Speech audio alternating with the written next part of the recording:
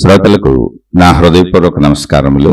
మన శ్రోతలలో ఒకరు ప్రశ్నను పంపడం జరిగింది. ఆ ప్రశ్న, ఆత్మజ్ఞానము పొందిన తరువాత ఆత్మజ్ఞానము పొందిన వ్యక్తిగా గుర్తింపు లేక శరీరము వదిలిన జ్ఞానులు ఎవరైనా ఉన్నారా? ఆత్మజ్ఞానం పొందిన తర్వాత ఎవరైనా ఆత్మజ్ఞానము పొందిన వ్యక్తిగా గుర్తింపు పొందవలసినదేనా? ఇంకొక విషయం ఏమిటంటే, ఎవరైనా ఆత్మజ్ఞానము పొందిన వ్యక్తికి రమణ మహర్షిలాగా మత్తు ఇవ్వకుండా శరీరము కోసిన ఈ దేహము నేను కాదు అనే స్థితి రావటం జరుగుతుందా? ఈ రెండు విషయములు వివరించగలరు. ఇక్కడ ఒకసారి ప్రశ్నను అర్థం చేసుకునే ప్రయత్నం చేద్దాం. ప్రశ్నలో వీరు అడిగిన మొదటి భాగం ఏంటంటే, ఆత్మజ్ఞానం పొంది సామాన్య వ్యక్తులుగా ఎటువంటి గుర్తింపు లేకుండా శరీరము వదిలినటువంటి జ్ఞానులు ఎవరైనా ఉన్నారా? ఇది వీరి ప్రశ్నలో మొదటి భాగం. అంటే అసలు వాళ్ళు తెలియదు వీళ్ళు ఆత్మజ్ఞానం పొందారని. ఇప్పుడు మనం మహాత్ములు, గురువులు, అవధూతలు అని, రమణ మహర్షి అని, సాయిబాబా అని అనేక మంది మహాత్ముల్ని మనం దేవుళ్ళుగా, దేవతలుగా, గురువులుగా, మహనీయులుగా, మహాత్ములుగా ఆరాధించుకుంటున్నాం, వాళ్ళని అనుసరిస్తున్నాం. ఇలా అన్ని మతాలలో ఆరాధింపబడుతున్న, అనుసరింపబడుతున్నటువంటి దేవుళ్ళు కావచ్చు, దేవతలు కావచ్చు, గురువులు కావచ్చు, మహాత్ములు కావచ్చు, వీళ్ళంతా గుర్తింపు పొందినవారు. ఇక్కడ వీరు అడిగేది ఏంటంటే, ప్రశ్నలో ఇలా గుర్తింపు పొందినవారు కాకుండా అసలు సామాన్యంగా ఆత్మజ్ఞానం పొంది ఎటువంటి గుర్తింపు లేకుండా జీవించిన వాళ్ళు ఎవరైనా ఉన్నారా? వాళ్ళకి అసలు ఏ గుర్తింపు రాకుండా. అది వీరి ప్రశ్న. ఇక్కడ ప్రశ్నలో మనం అర్థం చేసుకోవాల్సిన విషయం ఏంటంటే, గుర్తింపు లేకపోతే మనకైనా ఎలా తెలుస్తుంది? ఇప్పుడు ఒకరికి ఆత్మజ్ఞానం పొందుంటారు అనేటువంటి గుర్తింపు వచ్చి వారిని అనేక మంది అనుసరించి, ఆ అనుసరించినటువంటి శిష్యులకో, భక్తులకో, ఆ చుట్టూ ఉన్న ప్రజలకో వారు తాము పొందిన ఆత్మజ్ఞానాన్ని వ్యక్తీకరించి, అంటే ఆచరణ రూపంలో జీవించి చూపించి, అప్పుడు కదా వాళ్ళు మనకు ఆత్మజ్ఞానం పొందారని మనకు తెలుస్తుంది. అలా గుర్తింపు పొందని వాళ్ళు ఉండి ఉండవచ్చు, అనేక మంది ఉండి ఉండొచ్చు. ఎందుకంటే ఎంతో మంది ఆత్మజ్ఞాన అభిలాషలో జిజ్ఞాసులై ఇళ్లలో సాధనలు చేసుకుంటూ తరించిన వాళ్ళు ఉన్నారు. ఎంతో మంది ఏకాంత ప్రదేశాలకు వెళ్ళిపోయి జీవిస్తున్న వాళ్ళు ఇప్పుడు కూడా కోటాను కోట్ల మంది ఉన్నారు. అనేక ఏకాంత ప్రదేశాలకు వెళ్ళిపోయి సాధనలు చేసుకుంటూ ఉంటారు. అసలు వాళ్ళు ప్రజలకు తెలియదు, ప్రజల్లోకి రారు. బోల్డ్ మంది ఉన్నారు.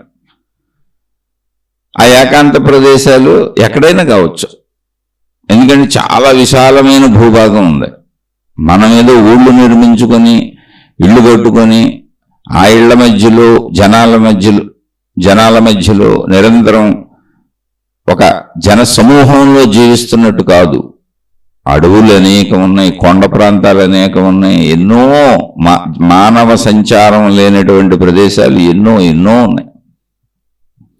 అలా కాకుండా ఎన్నో ఆశ్రమాలు ఉన్నాయి సాధనలకి. అంటే అన్ని మతాలలో నేను చెప్పేది, మీరేదో ఆశ్రమానగానే ఒక మతానికి సంబంధించి అనుకోబాకండి. మనం ఇక్కడ ఉన్నాం కాబట్టి ఈ భాష వస్తుంది మనకంతే.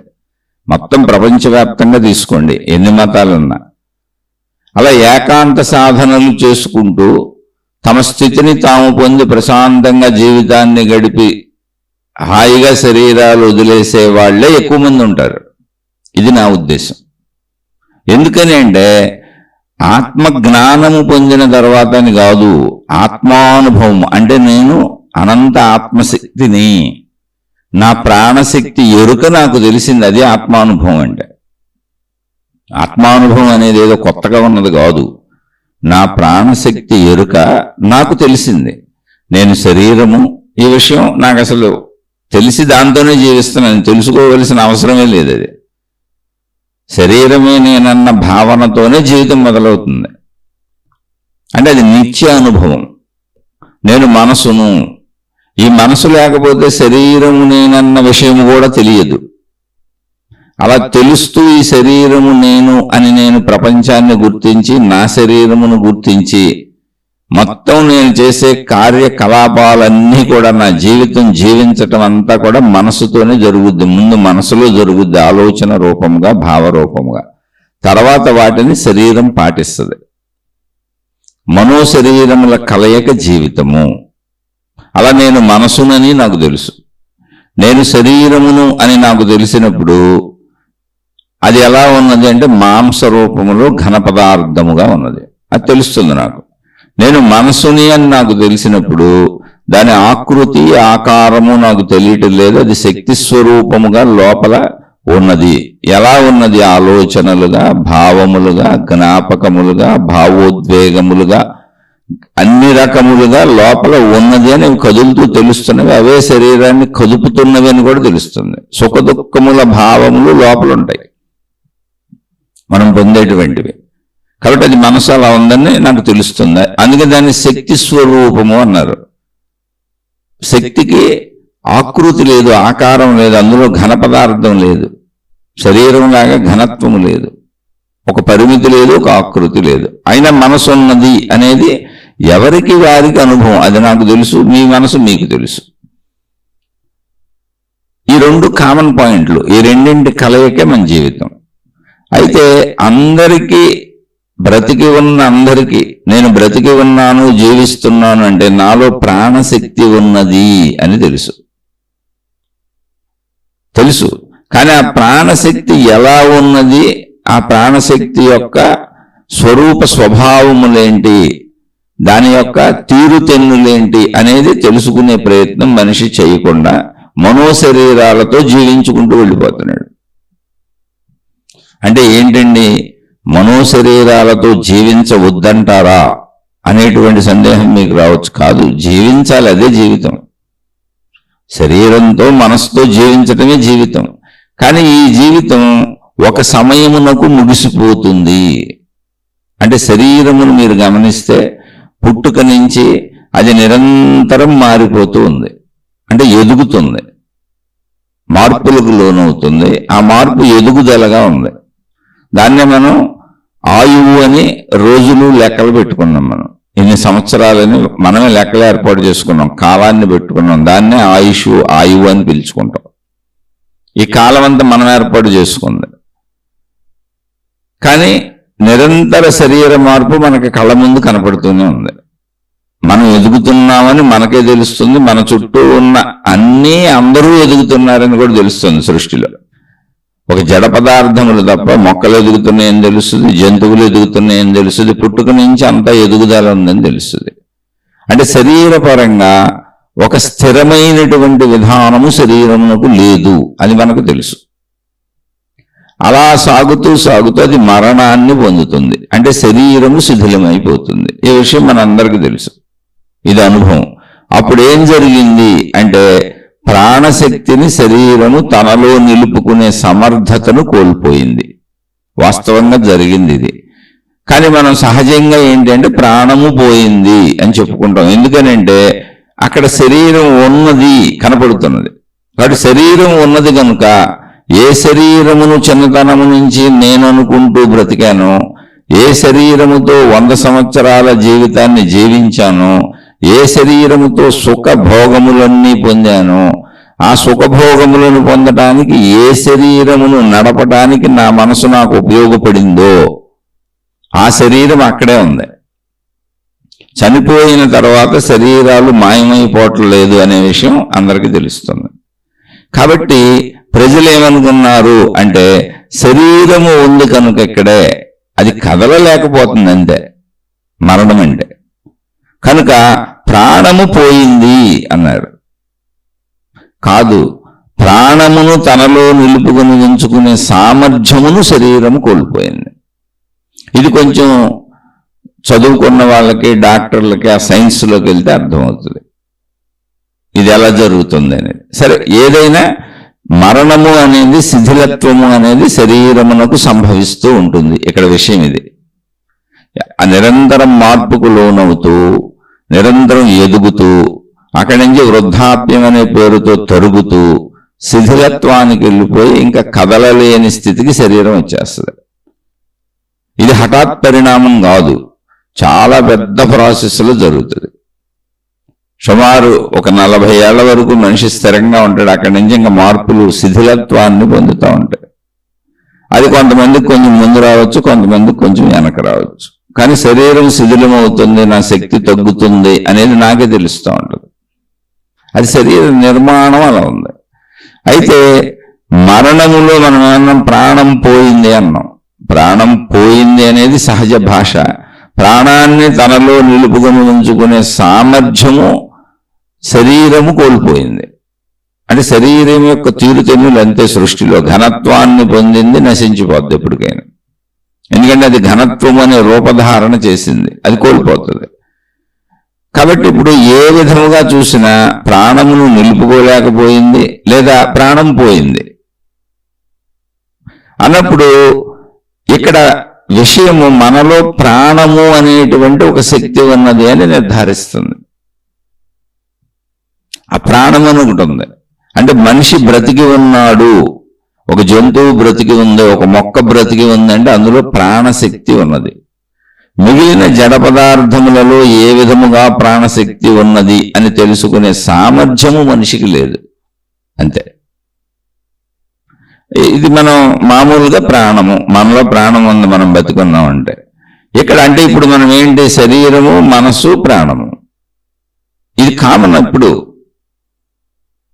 ఈ ప్రాణము నాదే అయినప్పుడు నాకు తెలియకపోవడం ఎందుకు ఉంటుంది? నేను తెలుసుకోవట్లేదు అంతే. ప్రాణం పోయిందన్నప్పుడు తెలుసు కదా, అందరికీ ప్రాణమనే పిలుస్తున్నారు కదా, తెలిసే కదా ప్రాణం పోయిందని చెబుతున్నారు. తెలియని వాళ్ళైనా ప్రాణం ఎలా ఉంటుందో తెలియని వాళ్ళైనా ఆ ప్రాణశక్తి అనుభవమును పొంది నేను ప్రాణశక్తిని అని చెప్పని వాళ్ళైనా ఎవరైనా ప్రపంచంలో సహజంగా ఉపయోగిస్తున్న భాషా పదాలు ఏంటంటే ప్రాణము పోయింది అంటే ప్రాణశక్తిని గుర్తించారు అందరూ. మొత్తం మానవాళి గుర్తించింది ప్రాణశక్తిని. ఆ గుర్తించిన ప్రాణశక్తిని తెలుసుకునే ప్రయత్నం చేయండి అని చెబుతుంది ఆధ్యాత్మికత. ఎందుకని? దాన్ని తెలుసుకునే ప్రయత్నం చేశారు కొంతమంది. కాబట్టి అనేక మంది సామాన్యులు జీవిస్తున్నప్పుడు శరీరము, మనస్సు వీటి కలయికతో ముందు ఈ శరీరపు కోరికలకు లోబడిపోతారు. సహజంగా జరిగేది అది. ఎందుకని? శరీరం అంతా కోరికలు, అవసరాలు. ముందు అవసరాలు, అవే మితిమీరితే కోరికలు. అవసరాలే కోరికలు మితిమీరితే, అవి తగుమాత్రపు స్థాయిలో ఉంటే అవి అవసరాలు. ఆకలి అవసరం, గాలి పీల్చుకోవడం అవసరం, నీరు తాగడం అవసరం, పంచభూతాలు అవసరం, ఆహార పదార్థాలు అవసరం, స్నానపానాదులు అవసరం, కాలకృత్యాలు అవసరం. ఇంకా ఇవి ఏ స్థాయిలో చేయాలి? ఇప్పుడు కాలకృత్యాలు తీర్చుకోవడానికి ఒక నది ఒడ్డున తీర్చుకోవచ్చా? పూర్వపు ఋషులు, మునులు, యోగులంతా నదులు వెళ్ళి చేసి వచ్చేవాళ్ళు. ఇప్పుడు మనం మార్చుకున్నాం దాన్ని, ఆ సిస్టమ్ మార్చుకున్నాం. మన ఇంట్లో అటాచ్డ్ బాత్రూములు కట్టుకున్నాం. ఇప్పుడు ఆ బాత్రూము ఎంత స్థాయిలో కట్టుకోవచ్చు, అందులో ఎన్ని రకాల ఎక్విప్మెంట్లు పెట్టుకోవచ్చు అని కాలకృత్యాలు తెచ్చుకుంటాం. కంటే కోటాను కోట్ల విలువ చేసేటువంటి బాత్రూములు కట్టుకోవచ్చు, అంతులేదు. అలా తయారు చేసుకున్నాం. అప్పుడు అది కోరికలైనవి, అవసరాలు కోరికలైనవి. అది అవసరం అనేది అయితే మలమూత్ర విసర్జన చేయక తప్పదు. అది ఎక్కడ చేస్తావు, ఎలా చేస్తావు, దాన్ని ఎలా మలుచుకున్నావు నువ్వు అనేది కోరిక అవుతుంది. అలాగే ఆహారము, అది సామాన్యంగా ఏది తినైనా మనిషి బతకొచ్చు, ఎంత తక్కువలో అయినా మనిషి బతకొచ్చు, భిక్షకుడిగైనా మనిషి బతకొచ్చు, ఎవరైనా పెడతారో తిని బతకొచ్చు. కానీ దాని స్థాయిని ఎలా తయారు చేసుకున్నావు అన్న దాని మీద అది కోరిక అయిందా, అవసరమైందా అనేది ఉంది. అది దానికి కూడా మళ్ళీ కోటాను కోట్లు ఎంత స్థాయిలో అయినా తయారు చేసుకోవచ్చు, పెంచుకోవచ్చు. ఆ ఫెసిలిటీస్ ఉన్నాయి. కాబట్టి ఇక్కడ సామాన్యుడు ముందేం చేస్తాడంటే ఈ శరీరపరమైన ఈ అవసరాలు, కోరికలు ఇవి తీర్చుకోవడానికి మనిషి జీవితకాలం సరిపోట్లా. ఎందుకని అంటే ఎంత తీర్చుకున్నా తీరనన్ని ఇంకా ఉన్నాయి.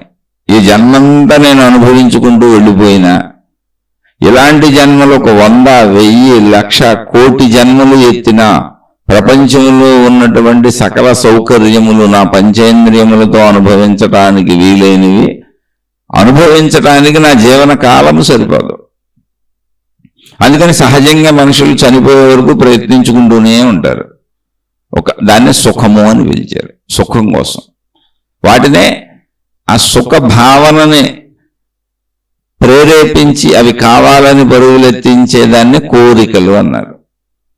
ఇవన్నీ జరిగే చర్యలు మనసులో కనుక మనసు మనిషిని ఈడ్చుకుపోతుంది అన్నారు. అయితే రియల్గా అది అవసరాల వరకే ఉన్నప్పుడు చాలా మంచి మనసు. అది లేకపోతే అసలు మనిషి బతకడమే కుదరదు. మనసు ఎప్పుడు మంచిదే. దానిని వినియోగించే విధానంలో అది చెడ్డదవుతుందా మంచిదవుతుందా అనేది తయారవుతుంది. ఆ వినియోగించే విధానం మన చేతిలో ఉంది. కాబట్టి మనసు నేనని నాకు తెలుసు, శరీరం నేనని నాకు తెలుసు, మనోశరీరాల కలయికతో జీవిస్తున్నానని నాకు తెలుసు, ప్రాణశక్తి నాలో ఉన్నదని కూడా అందరికీ తెలుసు. కానీ శరీరం ఎలా ఉన్నదో అనుభవంగా ఉంది తెలుసు, మనసు ఎలా ఉన్నదో అనుభవంగా ఉందో తెలుసు. అంటే అది మనసు శక్తి స్వరూపంగా కనపడకపోయినా ఆలోచనలుగా భావములుగా అసలు శరీరాన్ని కదిపేది అదే అనేటువంటి మనో అనుభవం నాకుంది, నిత్యానుభవం. కానీ ప్రాణశక్తి ఎలా ఉన్నది అనేటువంటి అనుభవాన్ని నేను పొందలేదు. కానీ ఎవరిదా ప్రాణశక్తి? నాదే కదా. ఆ ప్రాణశక్తి నాదే అయినప్పుడు నాకెందుకు తెలియదు? నేను ప్రయత్నించలేదంతే. కాబట్టి ప్రాణశక్తి అనేటువంటి ఆత్మజ్ఞానము పొందిన వాళ్ళు, ఆత్మజ్ఞానం అంటే ఆ ప్రాణశక్తికే ఒక మనిషిలో ఒక జీవిలో ఉన్నప్పుడు ప్రాణశక్తి అని పేరు పెట్టారు. సమస్తము ఉన్నది ప్రాణశక్తే అన్నప్పుడు దానిని ఆత్మ అని పేరు పెట్టారు. దానికి ఆత్మశక్తి. ఉన్నదంతా ప్రాణశక్తే, అది ఏకము. కానీ ప్రాణశక్తి అంటే ఏమైంది? ఇప్పుడు ఒక్కొక్క మనిషిలో, ఒక్కొక్క జీవిలో, ఒక్కొక్క చెట్లో, ఒక్కొక్క జంతువులు ఇలా వచ్చింది పరిమిత భావన. అందుకని కాదు, ఏకత్వ భావనలో ఉన్నదంతా ప్రాణశక్తి అని తెలియడానికి పదం మార్చారు, పేరు మార్చారు, ఆత్మశక్తి అని పేరు పెట్టారు. ఆ ఆత్మశక్తి గురించి అంటే నా ప్రాణశక్తి గురించి, నాలోనే ఉన్న ఆత్మశక్తి గురించి, నేనే అయి ఉన్నా, ఎలా నేను శరీరం అనుకుంటున్నానో, ఎలా నన్ను నేను మనసు అనుకుంటున్నానో, అలా నాలోనే నేనై ఉన్న నా ప్రాణశక్తిని, నా ఆత్మశక్తిని తెలుసుకోవడాన్ని ఆత్మజ్ఞానము అన్నారు. దాని గూర్చిన ఎరుక, ఆ ప్రయత్నం, దాని గూర్చిన బోధ, దాని వివరాలు, విశేషాలు, ఇవన్నీ ఆత్మజ్ఞానము.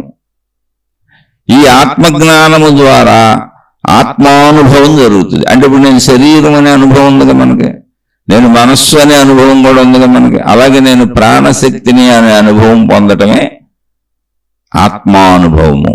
దానికి సంబంధించిన విషయ విశేషాలే ఆత్మజ్ఞానము. ఇప్పుడు అది నాదే అయినప్పుడు, ఇప్పుడు శరీరము నేనైనప్పుడు ఇది నేనే అని నాకు ఎంత చక్కగా తెలుస్తుందో, ఇది నేనే అని నేను ఎంత చక్కగా జీవిస్తున్నానో, అలాగే మనసు నేనే అయినప్పుడు ఈ మనసు నేనే అని నాకు ఎంత పర్ఫెక్ట్గా తెలుస్తుందో, ఆ మనో సంబంధిత భావోద్వేగములకు నేను ఎంత పర్ఫెక్ట్గా గురయ్యి జీవిస్తున్నానో, ఆ భావోద్వేగములకు గురయ్యి శరీర కదలికలతో కూడినటువంటి మనస్సునే జీవితము అని భావిస్తున్నాను. నేను జీవించటం అంటే అంతే. ఎంత పర్ఫెక్ట్గా భావించుకు జీవిస్తున్నానో, అసలు ఇలా జీవించటానికి ఆ మనో కదలికలకు, ఈ శరీర కదలికలకు, అసలు ఈ శరీర మనస్సులు ఉండటానికి ఆధారమైనది ప్రాణశక్తి. ఇప్పుడు ఒకవేళ ప్రాణశక్తి లేదనుకోండి, ఏమవుతుంది? మరణించారు అంటున్నాం మనం. అక్కడ మరణం జరుగుతుంది. ఆ మరణం జరిగినప్పుడు ఇంక చేసేది ఏముంది? అయిపోయింది అక్కడికి స్టోరీ. ఏంటి? మనకు తెలిసినంతగా. కానీ ఇక్కడ విషయం ఏంటి? ప్రశ్న ఏంటి? ఆత్మజ్ఞానము పొందిన వ్యక్తిగా ఎటువంటి గుర్తింపు లేకుండా శరీరాలు వదిలి వెళ్ళిపోయిన జ్ఞానులు ఎవరైనా ఉన్నారా? అనేక మంది ఉన్నారు, ఉంటారు తప్పకుండా. గుర్తింపుకి ఎవరు వస్తారు అంటే ఎవరైనా వాళ్ళ చుట్టూ చేరి, లేదా కొంతమంది నేను పొందిన ఆత్మానుభవం ఇతరులకు తెలియజేయాలని అనుకొని, లేదా ప్రపంచానికి సత్యము తెలియజేయాలన్న భావనలో తమ అనుభవాన్ని పుస్తకాలు రాయటమో వ్యక్తీకరించటమో చేసిన వాళ్ళు మాత్రమే గుర్తింపుకు వస్తారు. ఎందుకని వాళ్ళని వాళ్ళు ప్రకటించుకుంటున్నారు. ఇప్పుడు రమణ మహర్షి వెళ్ళి ఎక్కడో అడవిలో కూర్చున్నారు 13-14 ఏళ్లకి. చుట్టూ ఉన్నటువంటి మనుషులు గమనించారు ఆయన్ని. సామాన్య మనుషులందరూ తిని తాగి తిరుగుతూ శారీరక అవసరాల కొరకు, కోరికల కొరకు, కుటుంబం అని, జీవితం అని పరుగులు పెడుతుంటే ఈ చిన్న కుర్రోడు ఎవరు ఎలా వచ్చి కూర్చున్నాడు? ఎక్కడ? అది కూడా కారడవిలో, ప్రజలు లేని చోట. ప్రజలు ఉన్న చోటకి ఆయన వెళ్ళటల్లా. మరి అక్కడ ఎలా చూశారంటే ఈ గేదెల మీద తోలుకెళ్ళేవాళ్ళు, ఆవులు తోలుకెళ్ళేవాళ్ళు, గొర్రెల మేపుకి వెళ్ళేవాళ్ళు అలా లోపలికి వెళ్ళిపోతుంటారు. ఏ పొలాలు ఏరుకునేవాళ్ళు, ఎండు పొలాలు ఏరుకునేవాళ్ళు. అటువంటి వాళ్ళు చూసి ఇతను సామాన్యుడు కాదు అని గుర్తించారు. ఎందుకంటే సామాన్యమైన మనలాంటి ప్రవర్తన లేదు అక్కడ ఆయనలో. సామాన్యమైన మనలాంటి ప్రవర్తన ఉంటే ఆయన కూడా మామూలుగానే తీసుకునేవాళ్ళు. వాళ్ళు గుర్తించి ఈయన్ని వెలుగులోకి తెచ్చారు. ఆయన తన వెలుగులోకి రావాలనే ప్రయత్నం చేయలే, వాళ్ళు వెలుగులోకి తెచ్చారు. అనేక మంది ఆయన దగ్గరికి వెళ్ళి ఉండటం, ఆయన్ని అందరికీ చెప్పటం, ఆయన గురించి అలా మొదలుపెట్టారు. అలా స్లోగా కాలగమనంలో ఒక మధ్య వయస్సు వచ్చేటప్పటికి ఆయన మాట్లాడటం మొదలుపెట్టారు. అప్పటి వరకు మౌనంగానే ఉన్నారు, అసలు మాట్లాడలేదు. మౌనంగా ఉన్న సమయం సుమారు 11 నుంచి 14 ఏళ్ళు ఉంది. అంటే ఒక వ్యక్తి కావాలని ప్రయత్నించి రాడు, అది కూడా చెబుతున్నాను. ఎందుకని ఆ 14 ఏళ్ళు ఏం చేశారు ఆయన 11 ఏళ్ళలో పోని? అంటే నేను సంవత్సరాలు కొంచెం అటు ఇటు చెబుతున్నాను, విషయం అర్థం చేసుకో. అంత మౌనంగా ఎలా ఉండగలిగారు? తనలో తాను ఎలా ఉండగలిగారు? కనీసం ఆ మౌన సమయంలో ఆయన భిక్షాటన కూడా చేయలేదు. 2-3 రోజులు ఆహారం లేదు ఆయనకి. అనేక క్రిమికీటకాదులు ఆయన మీద నుంచి పాక్కుంటూ వెళ్ళిపోయి ఆయన కూర్చున్న ప్రదేశంలో ఆయన కింద చేరి ఆయన్ని కుట్టేస్తుంటే రక్తాలు కారిపోతున్నాయి. ఎవరో పట్టించుకోకుండా వదిలేస్తే ఖచ్చితంగా ఆయన చనిపోయారు. అసలు ఆయన గురించి తెలియదు. అప్పుడు సామాన్యుడు అని, ఇప్పుడు ఇదే రమణ భగవానులు సామాన్యుడిగా శరీరం వదిలేసి వెళ్ళిపోయేవాళ్ళు. అక్కడ ఎవరో చూసి ఎవరో చనిపోయారు అనుకునేవాళ్ళు అంతే. అక్కడ వాళ్ళు ఎవరో పూజ చేయటమో కాల్ చేయటమో చేసేవారు. కానీ అనేక మంది వారిని గుర్తించి ఇలా సహజంగా ఎవరూ ఉండరు, మానవ ప్రవృత్తి సహజంగా ఇలా ఉండదు, ఈయనేంటి ఎంత తపస్సులోకి వెళ్ళిపోయాడు, ఎంత ధ్యానంలోకి వెళ్ళిపోయాడు, బాహ్య స్పృహ లేదు, పురుగులు కొడుతున్నా లేదు, రక్తాలు కారిపోతున్నా లేదు, పైగా కారడవిలో భయం లేదు, అనేక క్రూర జంతువులు ఉన్నాయి ఇక్కడ, ఎందుకు భయపడలేదు ఇతను అసలు? అది మళ్ళీ మాట్లాడట్లేదు, కళ్ళు మూసుకొని తనలో తాను ఉండిపోయాడు. ఎంత ఉండిపోయారు ఆయనంటే ఎవరైనా పట్టుకొని లేపి పక్కన కూర్చోబెట్టి ఆ ప్రదేశాన్ని శుభ్రం చేసేవాళ్ళు ఆయన్ని కాపాడటానికి.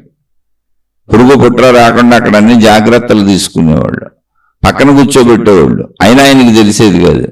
మళ్ళీ అదంతా శుభ్రం చేసి ఆయన అక్కడ కూర్చోబెట్టి వెళ్ళిపోయేవాళ్ళు, అయినా ఆయనకి తెలిసేది కాదు. అంత గాఢమైనటువంటి అంతర్లీనతలో ఉండిపోయారు ఆయన. ఇంకా అలాంటప్పుడు ఈ కుర్రవాడు చనిపోతాడు. ఎందుకని ఆయన వచ్చింది 13-14 ఏళ్ల వయసులో. ఇదంతా అక్కడ చూస్తున్న వాళ్ళకి జరుగుతుంది. అంతా కలిపి ఆయనకి 20 ఏళ్ళు కూడా రాలేదు. అలా కంటిన్యూ అయిపోతున్నారు. చనిపోతాడని చెప్పి కొంతమంది సహృదయులైనటువంటి వాళ్ళు ఆహారం పట్టుకొని కూర్చునేవాళ్ళు అక్కడ. ఎప్పుడైనా కళ్ళు తెరుస్తాడేమో అప్పుడు పెడదామని. అలా ఎప్పుడైనా 2-3 రోజులకోసారి ఆయన కళ్ళు తెరిస్తే పెట్టేవాళ్ళు. లేదు కొంతమంది లేపి పెట్టి తినిపించి బతికించారు ఆయన్ని. అలా ఒక మనిషిని, ఆయన గుర్తింపు కోరుకోని వ్యక్తిని చుట్టూ ఉన్న మనుషులు వారికి గుర్తింపు తెచ్చారు. అంటే వారిని బ్రతికించుకున్నారు.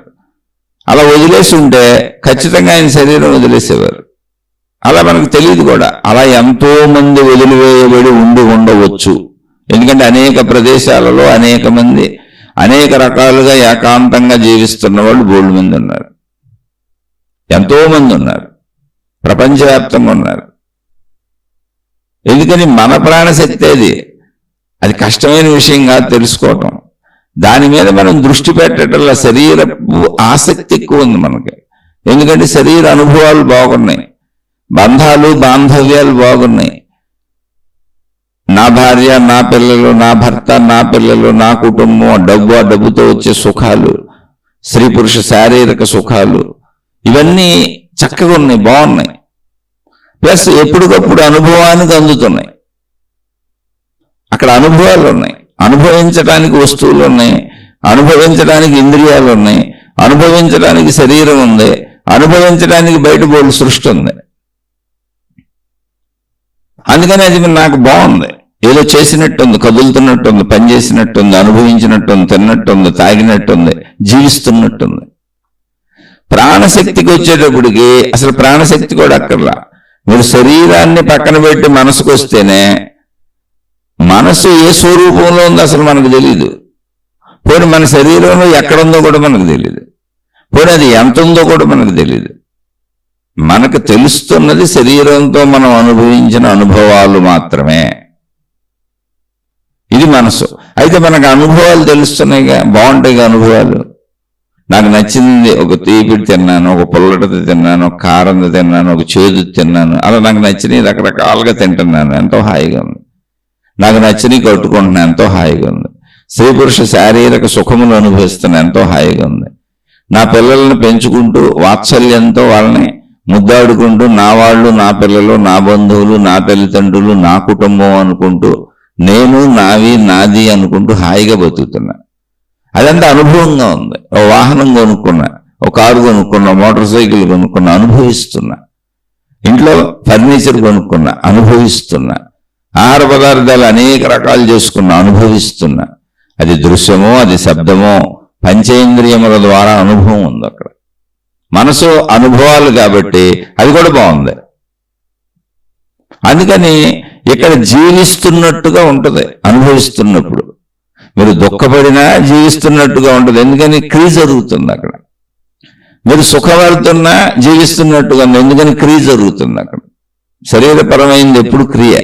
ఆ క్రియకు అవసరమైనటువంటి శక్తిని, జ్ఞానాన్ని అందించేది మనసు. ఎలా కదలాలి, ఎలా క్రియ చేయాలి అనేది శరీరానికి అందించేది మనసు. కానీ మనసుకు వెళ్ళేటప్పటికి ఏమైందంటే దాని స్వరూప స్వభావాలే మనకు తెలియకుండా పోయినాయి. అందుకని మనం వచ్చిన ఆలోచనను పట్టుకుని శరీరంతో చేయడానికి వెళ్ళిపోతాం తప్ప వచ్చిన ఆలోచనను కూడా ఆపం. ఇది మంచా, ఇది చెడా, ఇది తప్ప, ఇది రైటా, ఇది చేయొచ్చా, ఇది చేయకూడదా అనేటువంటి విఘ్నతలోకి వెళ్ళం. నాకు అనిపించిన దానికోసం ఎంత దూరమైనా వెళ్ళిపోతా. ఒక చిన్న సెల్ ఫోన్ కోసం, ఒక చిన్న మోటార్ సైకిల్ కోసం, ఒక చిన్నది ఏదో వాళ్ళు కోరుకున్న వస్తువు కోసం తల్లిదండ్రులను పీడించి, పీల్చి, పిప్పి చేసేటువంటి పిల్లలు ఉన్నారు. ఎంతోమంది ఆత్మహత్యలు చేసుకున్న పిల్లలు కూడా ఉన్నారు, వాళ్ళు కొనివ్వలేదని. ఎంతోమంది పేదరికంలో ఉన్నటువంటి తల్లిదండ్రులు పిల్లలకి కాస్ట్లీ సెల్ ఫోన్లు అవి కొనిపెడుతున్నారు, కాస్ట్లీ బట్టలు. ఎందుకనంటే ఒక కోరిక, నాకు ఆలోచన పుట్టిందంతే, నాకు అది కావాలి. మా నాన్న ఏ సాగు చేస్తే నాకెందుకు, మా అమ్మ ఏ సాగు చేస్తే నాకెందుకు, నా స్థితిగతులు, నా కుటుంబ స్థితిగతులు ఏవైతే నాకెందుకు, నేను అనుకున్న వాటిని అనుభవించాలి ఆలోచన పుట్టగానే. అలా పిల్లలు ఉదాహరణ చెప్పా. అలా తల్లిదండ్రులు పెద్దవాళ్ళు అందరూ ఉంటారు. ఆలోచన పుట్టింది ఏదో, ఆ ఆలోచనకి సరిపోయినంత డబ్బు లేదు, వెళ్ళి పక్కన అప్పు తెచ్చుకొని ఆలోచన అమలు చేసేస్తారు. అది తినేదా, తాగేదా, మంచా, చెడా కాదు అక్కడ. దానికి సరిపోయినంత ధనం నా దగ్గర లేకపోతే అప్పు తీసుకొచ్చేస్తాను. లేదు ఇంకా తర్వాత స్టేజ్ దొంగతనం చేసేస్తాను. ఇంకా కొంచెం ముందుకెళ్తే ఎవరిని చంపేనే తెచ్చేసుకుంటాను. ఇదంతా నా లోపల పుడుతున్న ఆలోచన. ఎందుకని మనసు యొక్క స్వరూప స్వభావములు అర్థం కాకపోవటం వలన మనసు నేనే అని తెలుస్తున్నా, మనసు నాదే అని తెలుస్తున్నా, నాకు బాగా అర్థమవుతుంది శరీరమే కనుక, అది జీవించినట్టుంది కనుక, దాంతో అనుభవించినట్టుంది కనుక, దాంతో కాలం గడుస్తుంది కనుక, దాంతో నిత్యానుభవాలు జరుగుతున్నాయి కనుక, దాంతో ఆ అనుభవాలకు ఎడిక్ట్ అయిపోయి నేను అటువైపు పరుగులు తీసుకుంటూ వచ్చిన ఆలోచనను పట్టుకొని వెళ్ళిపోతున్నాను అంతే. ఇంకా మంచి చెడు విచక్షణ లేదు అక్కడ. ఇప్పుడు ఎవరు మంచివాళ్ళు అంటే తమకు వచ్చిన ఆలోచనలను తీర్చుకోవటానికి సరిపోయిన సదుపాయములు ఉన్న వాళ్ళందరూ మంచివాళ్ళు. ఎవరు చెడ్డవాళ్లుగా వ్యక్తీకరింపబడుతున్నారు ప్రపంచంలో అంటే తనకు వచ్చిన ఆలోచనలో, కోరికలు ఏవైతే వాటిని అమలు చేయటానికి సరిపోయిన వనరులు వసతులు తమ దగ్గర లేని వాళ్ళందరూ చెడ్డవాళ్లుగా వాటిని ఎలైనా పొందటానికి చేసే ప్రయత్నంలో వాళ్ళు చెడ్డవాళ్లుగా బయటపడుతున్నారు. అందుకే అందరూ దొరికే వరకు దొంగల.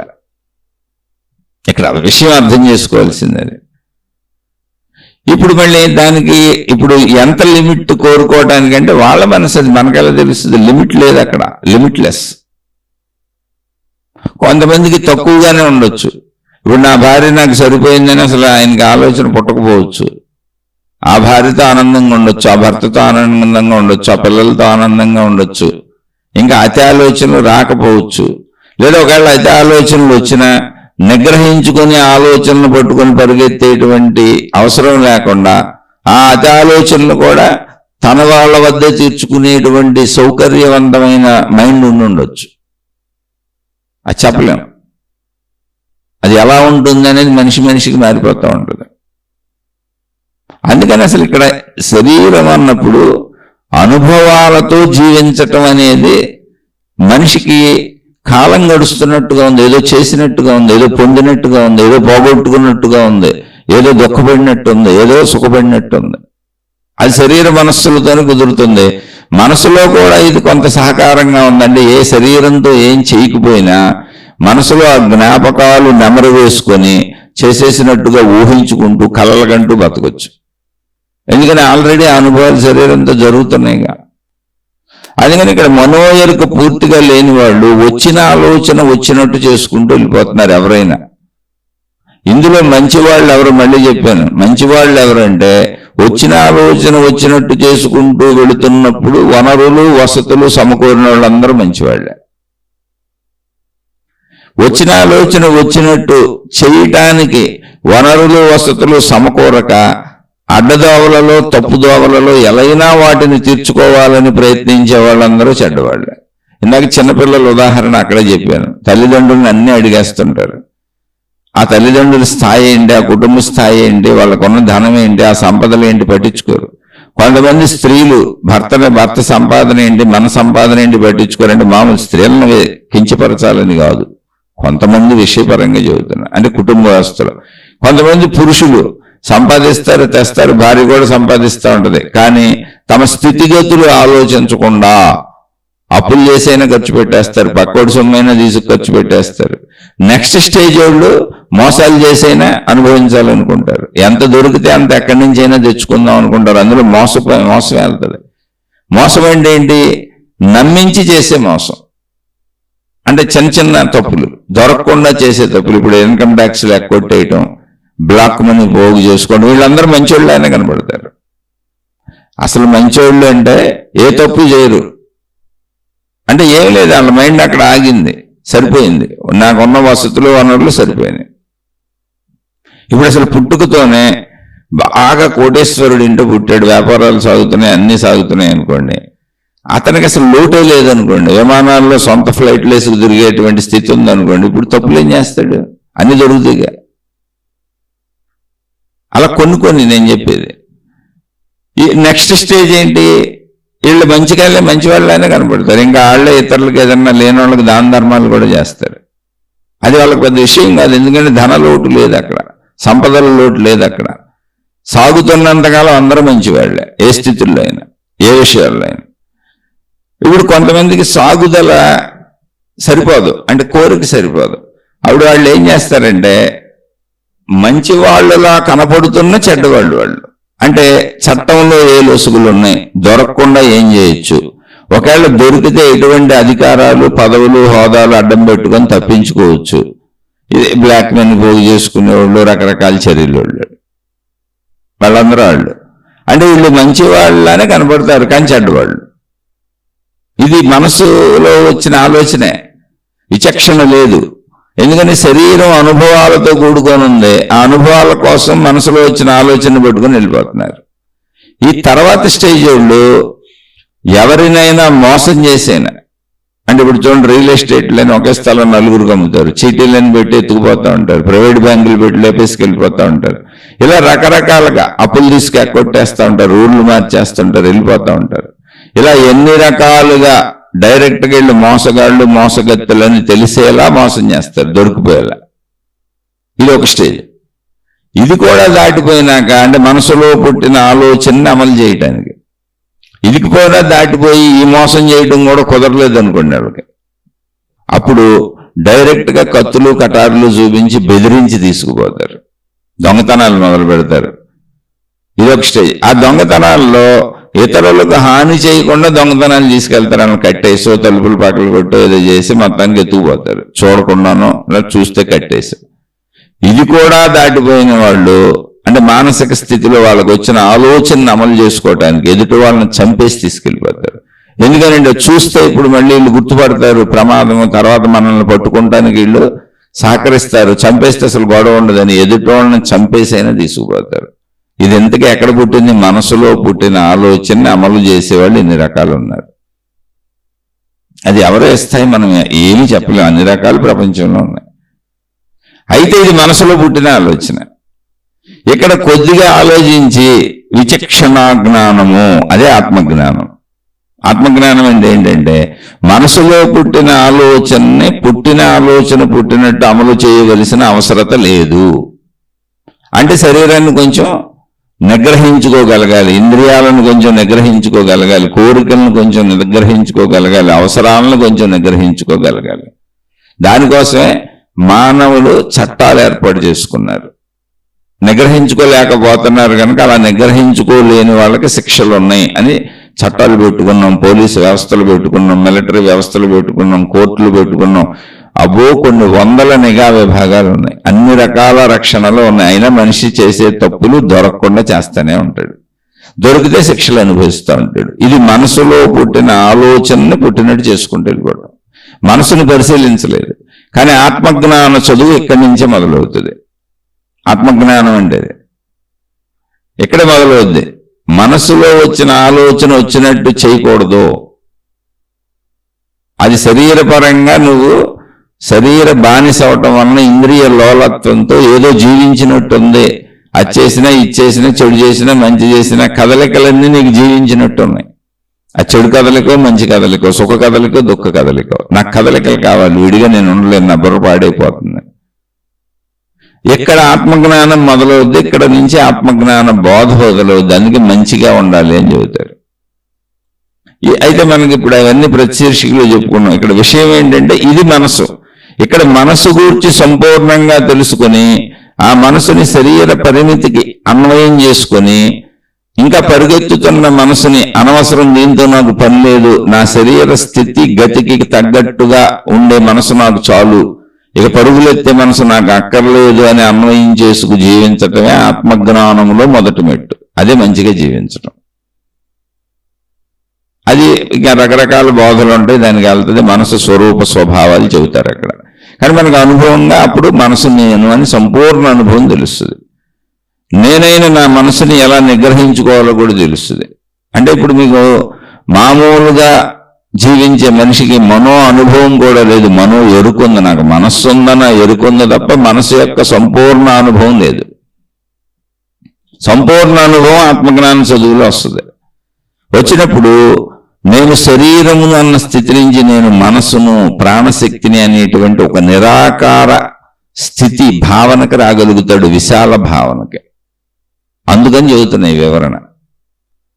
ఇప్పుడు శరీరంలో పరిమిత భావన ఉంది, కానీ మనసు యొక్క స్వరూప స్వభావాలు సంపూర్ణంగా తెలుసుకున్నాక విశాల భావానికి రాగలుగుతాడు. ఎందుకంటే మనసు యొక్క పరిమితత్వము లేదా అనంతత్వము తెలియదు. అది పరిమితంగా ఉన్నట్టయితే కనపడదు. అది శక్తి స్వరూపంగా అనంతంగా సర్వవ్యాపకంగా ఉన్నట్టు కనబడుతుంది. అతి వేగంగా ఉంటుంది. స్మరణ మాత్రం చేత ఏ ప్రదేశమైనా దాని గుర్తులోకి వచ్చేస్తుంది. అక్కడ అన్ని రకాల పంచేంద్రియ అనుభవాలన్నీ దర్శనీయముగా స్పర్శనీయముగా అన్నీ ఉంటాయి అక్కడ. అందుకని మనోస్వరూప స్వభావాలతో ఆత్మజ్ఞానం మొదలవుద్ది. ఆ సంపూర్ణత తెలుసుకున్నప్పుడు శరీరం నుంచి ఒక మెట్టు లోపలికి వస్తాడు, నేను మనసుని అని. అంటే నేను నా వ్యాపకతను పొందాననే భావాన్ని పొందుతాడు. శరీర పరిమితి భావం తగ్గుతుంది, ఎందుకని మనసు అంతకంటే విస్తృతమైందిగా. అక్కడి నుంచి మనసులో ఉన్న శరీర భావాలను తొలగించుకొని, మనసులో ఉన్నవన్నీ శరీరపరమైన అనుభవాల భావాలే, జ్ఞాపకాలే, తొలగించుకొని అసలు ఒట్టి మనసు యొక్క స్వరూప స్వభావములేంటి, ఈ విషయాలు లేకపోతే, ఈ సృష్టి లేకపోతే, ఈ ప్రపంచం లేకపోతే, ఈ శరీర ధ్యాస లేకపోతే ఒట్టి మనసు ఎలా ఉన్నది, ఖాళీ మనసు ఎలా ఉన్నది అని ప్రయత్నించినటువంటి వారికి ఆత్మజ్ఞానంలో వస్తుంది ఈ సబ్జెక్టు. అదే ప్రాణశక్తి అనేటువంటి ఎరుక తెలుస్తుంది. అసలు ఈ ప్రాణశక్తి యొక్క స్వరూప స్వభావములేంటి, ఇది ఎలా ఉన్నది అని చూసినప్పుడు అది ఏకమైనటువంటి అనంతమైన సర్వవ్యాపక స్థితిగా అర్థమవుతుంది. ఎందుకంటే అందులో పరిమితత్వం లేదు, దృశ్యం లేదు, శబ్దం లేదు, వాసన లేదు, స్పర్శ లేదు, ఎటువంటి రుచి లేదు, అసలు అక్కడ ఏమీ లేదు, కానీ శక్తి ఉన్నది అని తెలుస్తుంది.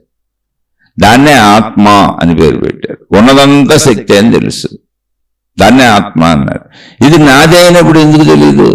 కానీ మనం వెనక్కి వచ్చి అసలు మనసునే తెలుసుకోవట్లేదు. ముందుకెళ్ళి శరీరాన్ని నిరంతరం తెలుసుకుంటున్నాం, శరీరంతో అనుభవించడమే సరిపోతుంది. అలాగే చచ్చిపోతున్నారు అందరూ. మరి అలా చేయొద్దండి అంటే చెయ్యి, తప్పకుండా అలాగే చేయాలి, శరీరంతోనే జీవించాలి, ఇవ్వబడిన జీవితం అదే. అసలు ఆ శరీరం ఉంటేనే నేను ప్రాణశక్తిని, నేను మనసుని కూడా తెలుసుకోగలను, దాని సంపూర్ణతను తెలుసుకోగలను. శరీరం లేకుండా తెలుసుకోలేను. కానీ మొత్తము కాలమును శరీరమునకే వినియోగిస్తున్నావు, మొత్తము కాలమును, జీవన కాలమును శరీర అనుభవములకే వినియోగిస్తున్నావు. కాసేపు ఖాళీగా కూర్చోమంటే బుర్ర చెడిపోతుంది, నాకు ఖాళీ లేదని చెబుతున్నారు చాలా మంది. అయ్యే డిప్రెషన్లు, ఒత్తిళ్లు, బాధలు. ఎందుకంటే వాళ్ళు విశ్రాంతిగా ఉండలేరు, ఖాళీగా ఉండలేరు, నిశ్శబ్దంగా ఉండలేరు, మౌనంగా ఉండలేరు, ప్రశాంతంగా ఉండలేరు, ఏమీ చేయకుండా ఉండలేరు. మంచో చెడో ఏదో ఒకటి చేస్తూ ఉండాల్సిందే, దేవుడో దెయ్యమో ఏదో ఒకటి చేస్తూ ఉండాల్సిందే.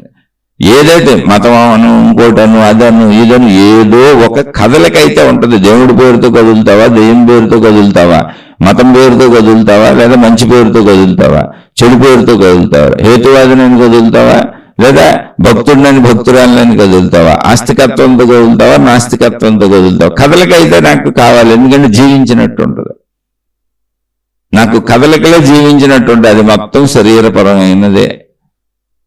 శరీరపరమైనది కానప్పుడు, శరీర కదలిక లేనప్పుడు విశ్రాంతి స్థితికి వెళ్ళిపోద్ది, నిద్రలో జరిగేది అదే. అలా నేను మెలకువలో ఉండలేను. అందువల్ల నాకు మనసు యొక్క సంపూర్ణతను కూడా నేను తెలుసుకోలేకపోతున్నాను.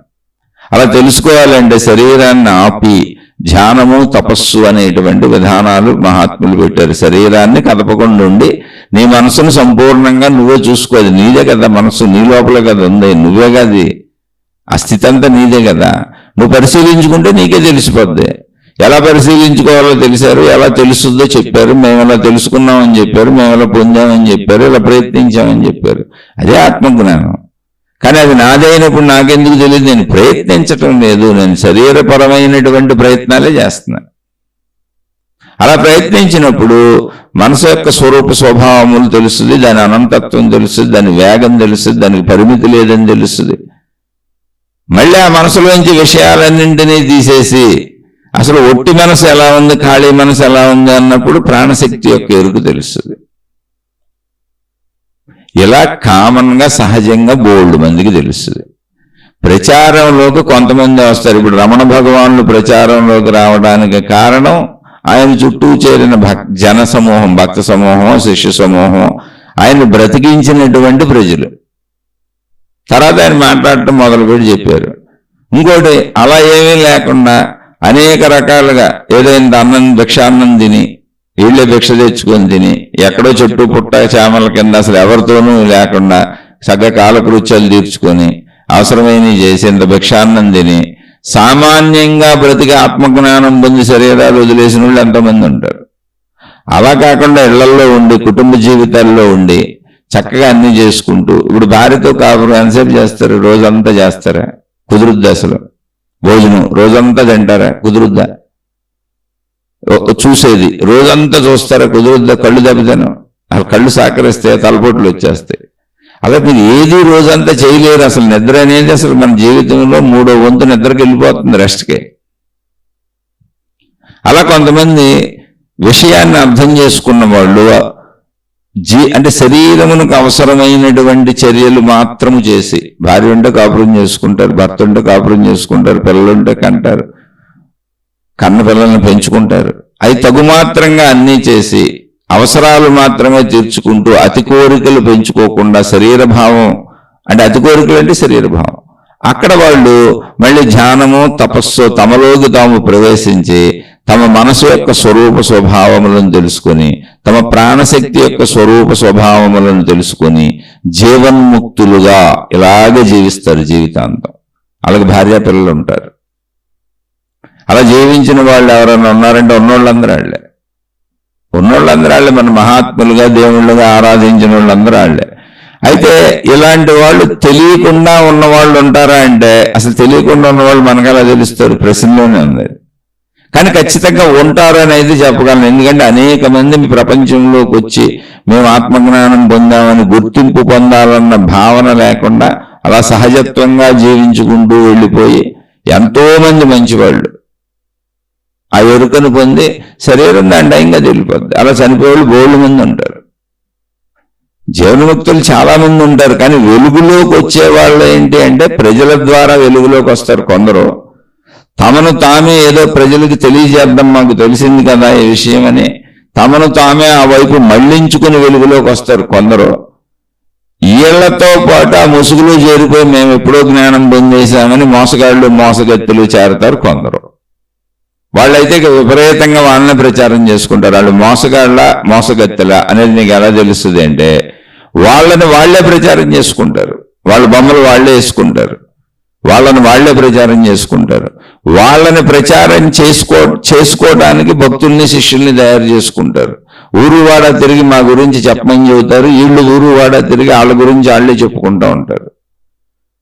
అక్కడ జ్ఞానము కంటే ఎదుట వ్యక్తికి జ్ఞానం అందటం కంటే ఎదుట వ్యక్తులు మారటం కంటే తమ యొక్క సంస్థలు కానీ తమ యొక్క విధానములు కానీ తమ యొక్క పద్ధతులు కానీ తమ యొక్క ఆచార వ్యవహారాలు అంటే వాళ్ళు క్రియేట్ చేసినాయి ఆ సమూహాలు పెంచుకుంటూ తమను తాము పెంచుకునే విధంగా ప్రయత్నించే వాళ్ళందరూ ఈ మోసగాళ్ళు మోసగత్తెలే.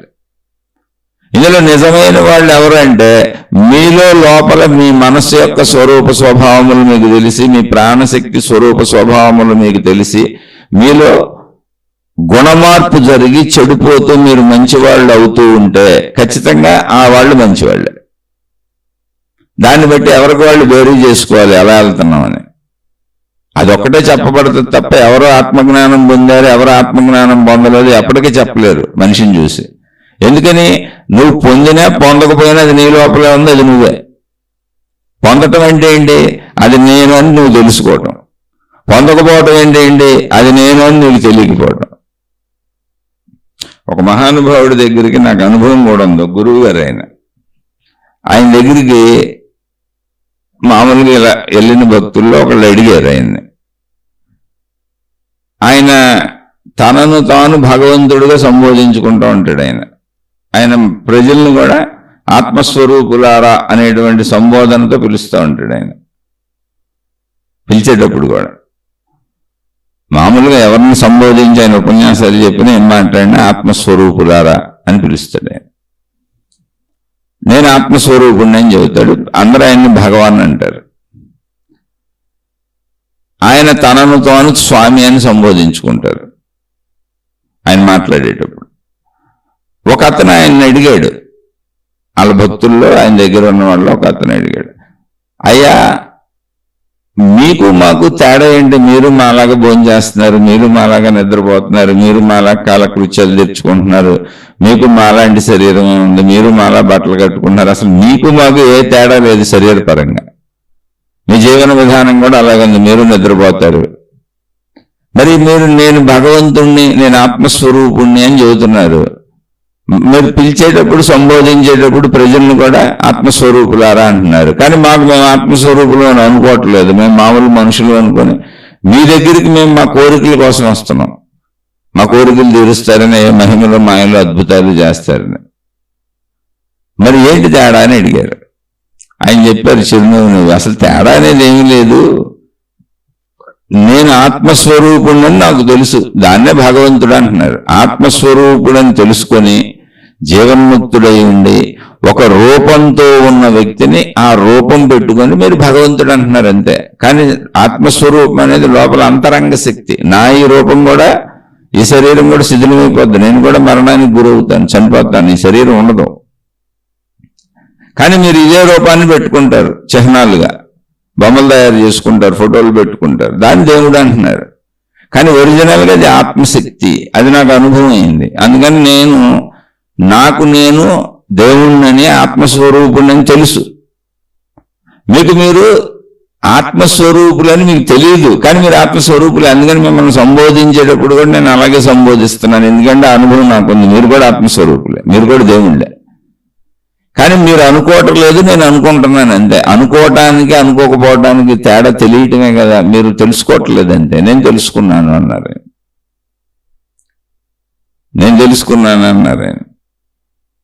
అయితే మీరు ఇప్పుడు ఆత్మస్వరూపుడైనప్పుడు ఈ సృష్టిలో ఎవరైనా ఏదైనా ఏమైనా చేయగలరా? సృష్టి అంతా ఆత్మస్వరూపమే కదా చేసింది, ఆత్మశక్తే కదా సృష్టి అంతా ఉంది. మరి మహిమలో మాయలో అద్భుతాలే మీరు చేయగలరా? ఇలా అడిగారు ఆయన. అడిగితే ఆయన నవ్వు ఊరుకున్నారు. అంటే ఆయనకి బాగా ఫాలోయింగ్ ఉంది, విపరీతం కోటాను కోట్ల మంది ఆయన అనుసరిస్తారు, అభిమానిస్తారు. అప్పుడు ఒక వ్యక్తి అడిగాడు, మీరు మరి ఇంత భగవంతుడని ఇంతమంది మిమ్మల్ని అనుసరిస్తూ బోళ్ళు మంది మీ గురించి బోళ్ళు చెబుతున్నారు, మీరు అంత శక్తివంతులైతే, అంటే ఆత్మస్వరూపులే, ఆత్మశక్తే కదా సృష్టి మొత్తానికి కారణం. అటు సృష్టిలో ఉన్న పెట్రోళ్ళు, డీజిల్లు ఇవన్నీ కూడా ఆత్మశక్తే కదా. మీరు పని చేయొచ్చుగా, మన చుట్టూ ఉన్న సముద్రాన్ని పెట్రోల్ కింద మార్చేయచ్చుగా. అసలు ప్రజలకు లోటు లేకుండా పోద్ది, మన దేశం ఎంతో సంపన్న దేశం అయిపోద్ది. మీరు ఆత్మస్వరూపులు కదా అని అడిగాడు ఒక అతను. ఆయన అడిగితే ఆయన ఏం సమాధానం చెప్పారంటే, ఒకవేళ మారుస్తాను అనుకో, కొన్ని మార్చాం అనుకో, అంటే సృష్టి చేసిన విధానం ఎప్పుడు కరెక్ట్గా ఉంటుంది. సముద్రం ఎలా ఉండాలో అలా ఉంచింది అది, పెట్రోల్ ఎక్కడ ఉండాలో ఎలా ఉండాలో అలా ఉంచింది అది, తీసుకు వినియోగించుకుంటున్నాం. కాదు నువ్వు అన్నట్టుగా ప్రకృతి ధర్మాలు, సృష్టి ధర్మాలు, నేచర్ ధర్మాలు మనిషి అనుకున్నట్టుగా మార్చింది అనుకో. ఒకవేళ నేను మార్చగలను ఈ సముద్రం అంతా, ఇప్పుడు నేను పెట్రోల్ కింద మార్చగలను అనుకో, నీలాంటి ఎదవేవడన్నా ఇట్లా సిగరెట్ కాల్చి అక్కడ అగ్గిపొల్ల పడేసాడంటే మొత్తం సముద్రం అంతా పెట్రోల్ కానీ మండిపోద్ది, ఇంక భూభాగం ఉండదు, అసలు మానవ లోకమే ఉండదు, మొత్తం నశించిపోద్ది, సృష్టి ఉండదు భూమి మీద. ఎందుకంటే 3 అంతులు సముద్రమే ఉంది, చుట్టూ పావంతు భూభాగం ఉంది. అందుకని సృష్టి చేసిన విధానం దాని పద్ధతిలో వెళ్తూ ఉంటుంది. బుర్రలు పాడు చేసుకోబాకండి, మిమ్మల్ని మీరు తెలుసుకోండి అని చెప్పారు. ఇలా ఎన్నో ప్రశ్నలు వేస్తుంటారు. మనకు చాలా మంది ఉంటారు, కొంచెం పాపం తెలుసో తెలియకో ఏదో ఎవరి స్థాయిలో వాళ్ళు ప్రశ్న అంతే. ఇక్కడ ఈ విషయం ఎందుకు చెబుతున్నానంటే, కొంతమంది అలా ప్రాచుర్యంలోకి వాళ్ళని వాళ్ళు తెచ్చుకుంటారు. నాకు అనుభవం అయింది కదా ఇతరులకు చెబుదామని. కొంతమంది కామ్గా వాళ్ళ దారి వాళ్ళు వెళ్ళిపోతారు. ఎందులో ఏది కరెక్ట్ ఏది రాంగ్ అనేది ఉండదు. కాకపోతే మీరు ఎవరైనా అలా గుర్తింపు లేకుండా వెళ్ళిపోయిన వాళ్ళు ఉన్నారంటే, గుర్తింపు లేకుండా వెళ్ళిపోయిన వాళ్ళే ఎక్కువ ఉంటారు. ఎందుకు అంటే, అసలు పూర్వపు మన వెనక్కి వెళ్ళి మన జీవితాలకు సంబంధించి ఈ దేశంలో, ఇక్కడ మనం పుట్టిన ప్రాంతంలో, ఇక్కడ పుట్టినటువంటి విధానాలలో వెనక్కి వెళ్ళి పరిశీలిస్తే, గ్రంథాధారాలు చూస్తే పూర్వపు సంస్కృతులంతా ఋషులు, మునులు, యోగులు, తపస్సంపన్నులు, అవధూతలు అలా పిలువబడ్డారు. ఇది ఈ సాంప్రదాయంలో. వేరే మతాల్లో వేరేగా పిలువబడి ఉండొచ్చు. ఇక్కడ వాళ్ళందరూ కూడా వివాహాలు చేసుకున్నారు, భార్యలు ఉన్నారు, పిల్లలు ఉన్నారు, కానీ మొత్తం తపోమయ జీవితాన్ని గడిపారు. అనేక చోట్ల చరిత్రలో ఇటువంటి వాళ్ళందరూ విడిగా ఋషి వాటికలు, అంటే మనం కాలనీలు నిర్మించుకున్నట్టు ఋషి వాటికలు నిర్మించుకొని వాళ్ళ సాధనలు చేసుకుంటూ, ఏది సాధన? అంతరంగ సాధన, అంటే నా మనసు యొక్క సంపూర్ణత్వమును తెలుసుకొని దాన్ని శరీరానికి సమన్వయం చేసుకుని అంత మనసునే వాడుకోవడం. ఆ శరీరాన్ని అవసరాలు అయిపోయినాక మళ్ళీ నేను ప్రాణశక్తినన్న ఎరుకను పొందడం, ఆ ఎరుకలో కూర్చోవడం. అంటే శరీరంతో శారీరక అవసరాలు తీర్చుకుంటున్నారు, కాలకృత్యాలు తీర్చుకున్నారు, కోరికలు తీర్చుకున్నారు, అవసరార్థం తినవలసింది తిన్నారు, చేయవలసిన కాపురం చేశారు, వాళ్ళు ధర్మాలు చేశారు. అక్కడి నుంచి ఇంక ఇప్పుడు తపస్సుకి వెళ్ళిపోయారు, ఇంక చేయరు, తపస్సులోకి వెళ్ళిపోయారు. ఎందుకని కోరికలు పరిమితం చేసుకున్నారు. మాకు ఇంత అన్నం చాలు, ఇక భార్యాభర్తల సుఖానికి ఏమైనా శరీరమే కది, పుట్టిన పిల్లలు ఏముంది అక్కడ, మళ్ళీ వాళ్ళు కూడా సేమ్, ఆ పిల్లలు కూడా తపస్సులే చేస్తారు. ఇటువంటి వాళ్ళకి కొంతమంది పూర్వకాలంలో రాజులు, జమీందారులు, డబ్బున్న వాళ్ళు సహకరించిన వాళ్ళు కూడా ఉన్నారు. అయ్యా మీరు తపస్సులు చేసుకొని ధ్యానాలు చేసుకుంటున్నారు కదా, మేము డబ్బులు ఇస్తాం, మీరు చేసుకోండి, ఎందుకు మీరు దాన్ని ఆ వైపు ఆ మార్గంలో వెళ్ళండి అని. కొంతమంది అలా భిక్షక వృత్తిలో జీవించిన వాళ్ళు ఉన్నారు. భిక్ష తెచ్చుకొని అంటే సమయం వృధా చేసుకోవడం ఎందుకని. మళ్ళీ ఆ భిక్ష తెచ్చుకున్న వాళ్ళకి, యాచక వృత్తిలో ఉన్న వాళ్ళకి భార్య పిల్లలు ఉన్నారు. తెచ్చుకొని చక్కగా ఇంత తినేసి అటు స్త్రీలు, ఇటు పురుషులు, ఇటు పిల్లలు అందరూ సాధనలు చేసుకుంటూ లేరు.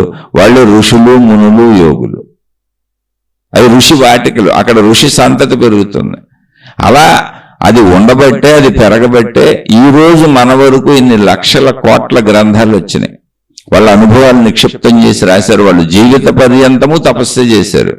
శరీరపరమైన అవసరాలు తీర్చుకున్నారు, ఇంద్రియపరమైన అవసరాలు తీర్చుకున్నారు, కాపురాలు చేశారు. అది మర్చిపోకండి.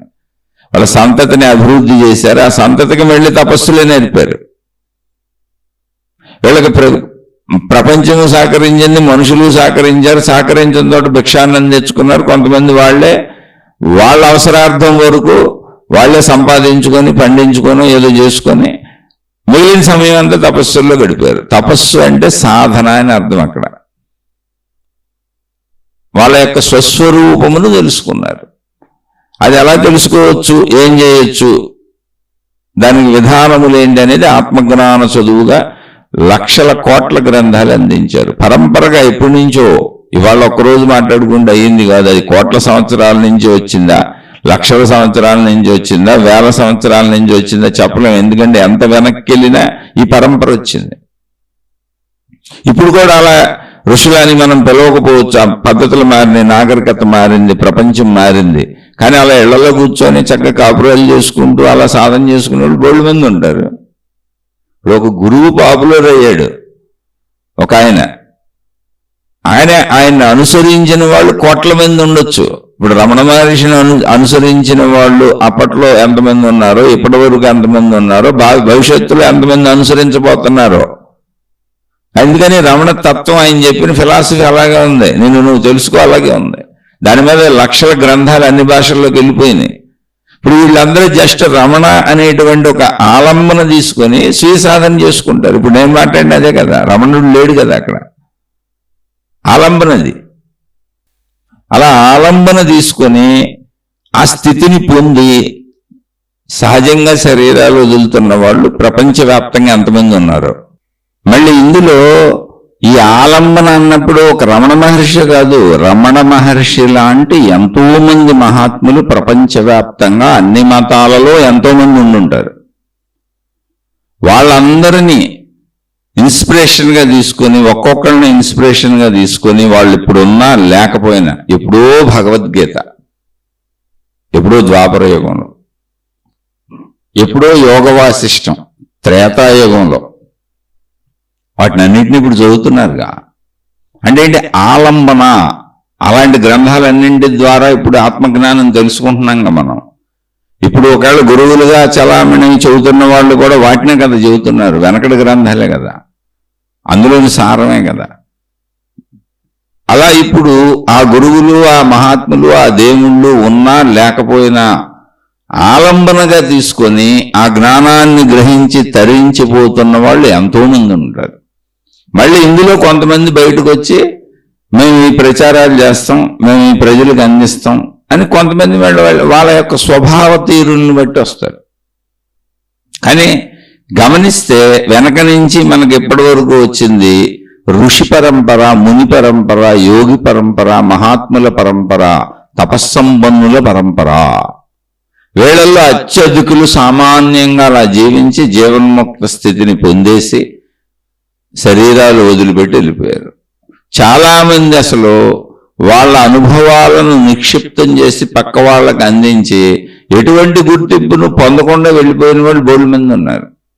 అందులో కొంతమంది కాదు, ప్రజలకు మేలు చేయాలని సంకల్పించుకొని మేలు చేద్దామని అనేక రచనలు చేసిన వాళ్ళు ఉన్నారు, గుర్తింపు తెచ్చుకున్న వాళ్ళు ఉన్నారు. ఇప్పుడు వేదవ్యాస మహర్షి ఉన్నారు, ఆయన సంపూర్ణమైన జీవన్ముక్తులు. అయితే ఆయన ప్రాపంచిక జీవితాన్ని చూశారు, ప్రాపంచిక జీవితంలో ఉన్నారు, ప్రాపంచిక జీవితాన్ని గడిపారు. ఆయనకు ఒక కుమారుడు సుఖమహర్షి ఉన్నారు. తన కుమారుడికి ఆత్మజ్ఞానాన్ని ఆయనే బోధించారు. అయితే మొత్తం ప్రపంచం ఆయనకి తెలుసు. అందుకని అటువంటి మహాత్ములు కొంతమంది ప్రపంచానికి మేలు చేద్దామని నాకు ఇటు ఆత్మజ్ఞానము తెలుసు, ఇటు ప్రపంచ జ్ఞానము తెలుసు, ఇటు సాంసారిక జ్ఞానము తెలుసని ప్రపంచంలో ఉన్నటువంటి మంచిని చెడుని కలిపి అనేక గ్రంథాలు రచించారు. జ్ఞానాన్ని తెలియజేస్తూ అనేక గ్రంథాలు రచించారు.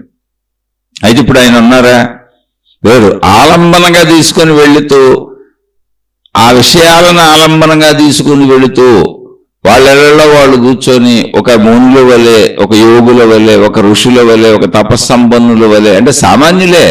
గుర్తింపు వస్తే మహాత్ములు అన్నాం, గుర్తింపు లేకపోతే సామాన్యుడు అంతే.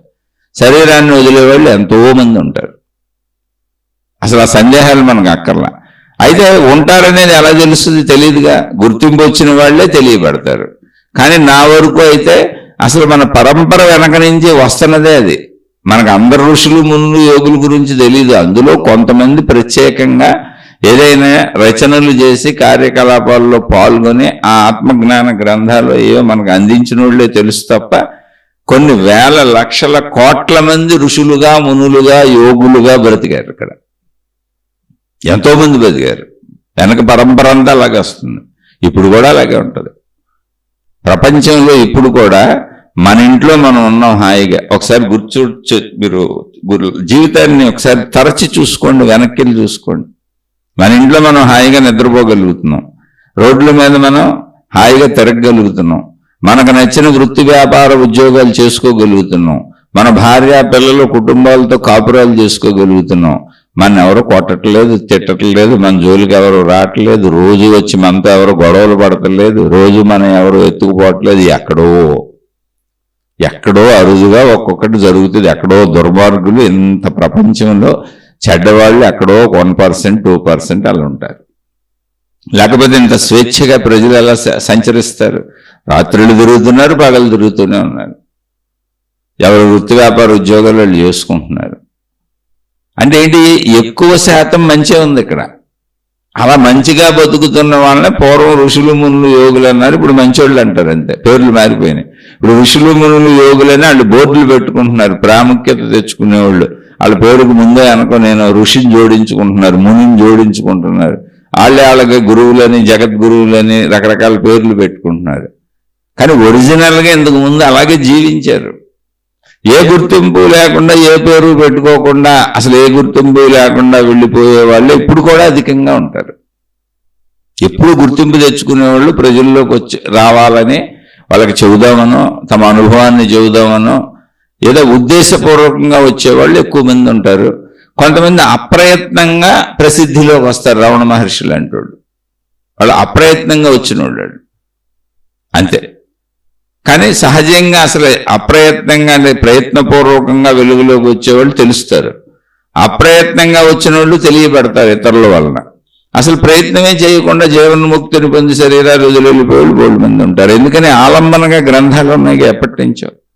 ఇప్పుడు రమణ మహర్షి చెప్పిన ఆ గ్రంథంలో విషయాలే చెప్పారు. కానీ ఆయన ఆ స్థితిని పొందారు కనుక ఆయన్ని భగవంతుడుగా, ఆరాధ్యుడుగా, గురువుగా, సద్గురువుగా ఆయన తీసుకుంటాం, ఆచరించి జీవించి చూపించారు కనుక. అని ఆయన చెప్పిందంటే ఇంతకు ముందు ఉన్నదే, గ్రంథాల్లో ఉందే. అలా ఎవరొచ్చి చెప్పినా స్థితిని పొందుతున్నారు వాళ్ళు అంతే. కానీ అవన్నీ ఇంతకు ముందు నుంచి ఉన్నవే, పొందిన వాళ్ళు చెప్పినవే. కాబట్టి ఆలంబనగా చేసుకుని ఇప్పుడు మనం కూడా మన ఇంట్లోనే పొందేయచ్చు. అది నీ ఇంటి పరిస్థితులు, నీ ఒంటి పరిస్థితులు, నీ మనస్సు, నీ మానసిక స్థితిగతులు అంతే తప్ప సాధన ఇప్పుడు నీలోనే జరుగుతుంది, నీ అంతరంగం అది. దానికి నీ గుర్తింపు పొందాల్సిన అవసరం లేదు. అసలు గుర్తింపుతో పనే లేదు. నీకేదన్నా ఉద్దేశం ఉండి మళ్ళీ నేను వెళ్ళి ప్రజలకి ఇదంతా చెబుదాము అనుకొని ఉండొచ్చు, లేదా నాకు కూడా కొంచెం పేరు రావాలని కొంతమంది వస్తారు. అసలు వాళ్ళు పొందిన వాళ్ళు కాదు. నిజంగా పొందిన వాళ్ళు పేరు కోసం పాకులాడరు, డబ్బు కోసం పాకులాడరు, కీర్తి ప్రతిష్టల కోసం పాకులాడరు. ఒకటే సూత్రం. ధనముతో సంబంధాలు, కీర్తి ప్రతిష్టలతో సంబంధాలు, వ్యావహారిక ప్రాపంచిక సంబంధాలు ఇవన్నీ ఎక్కువ పెట్టుకున్నారు అంటే వాళ్ళు నిజంగా ఆత్మజ్ఞానులు కాదు. మోసపూరిత చర్యలు చేసి ప్రజల్ని మభ్యపెడుతున్న స్త్రీలు, పురుషులు. వాళ్ళే బిరుదులు తగిలించుకుంటారు. వాళ్ళే బిరుదులు ఇచ్చుకుంటారు ఒకరికొకరికి. వాళ్ళ శిష్యులకు బిరుదులు ఇస్తూ ఉంటారు, ఆ శిష్యులు గురువులకు బిరుదులు ఇస్తూ ఉంటారు, గురువులు చేస్తూ ఉంటారు. దొంగలు ఊళ్ళు పంచుకున్నట్టుగా ఉంటుంది. ఇది నేను చెబుతుంది కాదు, ఇదే తత్వాన్ని జిడ్డు కృష్ణమూర్తి గారు చెప్పారు. గురువులు ఉన్నారు జాగ్రత్త అని ఒక శీర్షిక కూడా మాట్లాడారు ఆయన. జాగ్రత్తగా ఉండండి, గురు శిష్యులు ఇద్దరు ఒకళ్ళనొకళ్ళు మోసం చేసుకుంటూ ఉంటారని చెప్పారు ఆయన. మీరు మతాల చట్రాల్లో ఇరుక్కుపోబాకుండా విశాలంగా ఆలోచించండి అన్నారు. కారణం ఏంటి? అది నీ అంతరంగం, అది నువ్వు ఎంత విశాలం అవ్వాలి అంటే సృష్టి అంత విశాలం అయిపోవాలి. కానీ మతం నిన్ను ఒక పరిధిలో ఆపేస్తుంది, అంత విశాలం అవ్వనివ్వదు.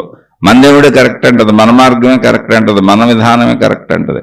అందుకని సత్యమును తెలుసుకున్న కృష్ణమూర్తి గారు లాంటి వాళ్ళు అసలు దేవుడి పేరు ఎత్తకుండా, ఏ దేవుడు ఏ మతము పేరు వినియోగించకుండా, మతాలు తీసి పక్కన పడేయండి, ఈ దేవుళ్ళు ఇవన్నీ మతాలు తయారు చేస్తున్నాయి, ఆ మతాల్లో ఇరుక్కుపోబాకండి, అనంత విశాలత్వపు సత్యాన్ని తెలుసుకోండి అని ఆ సత్యాన్ని చెప్పారు.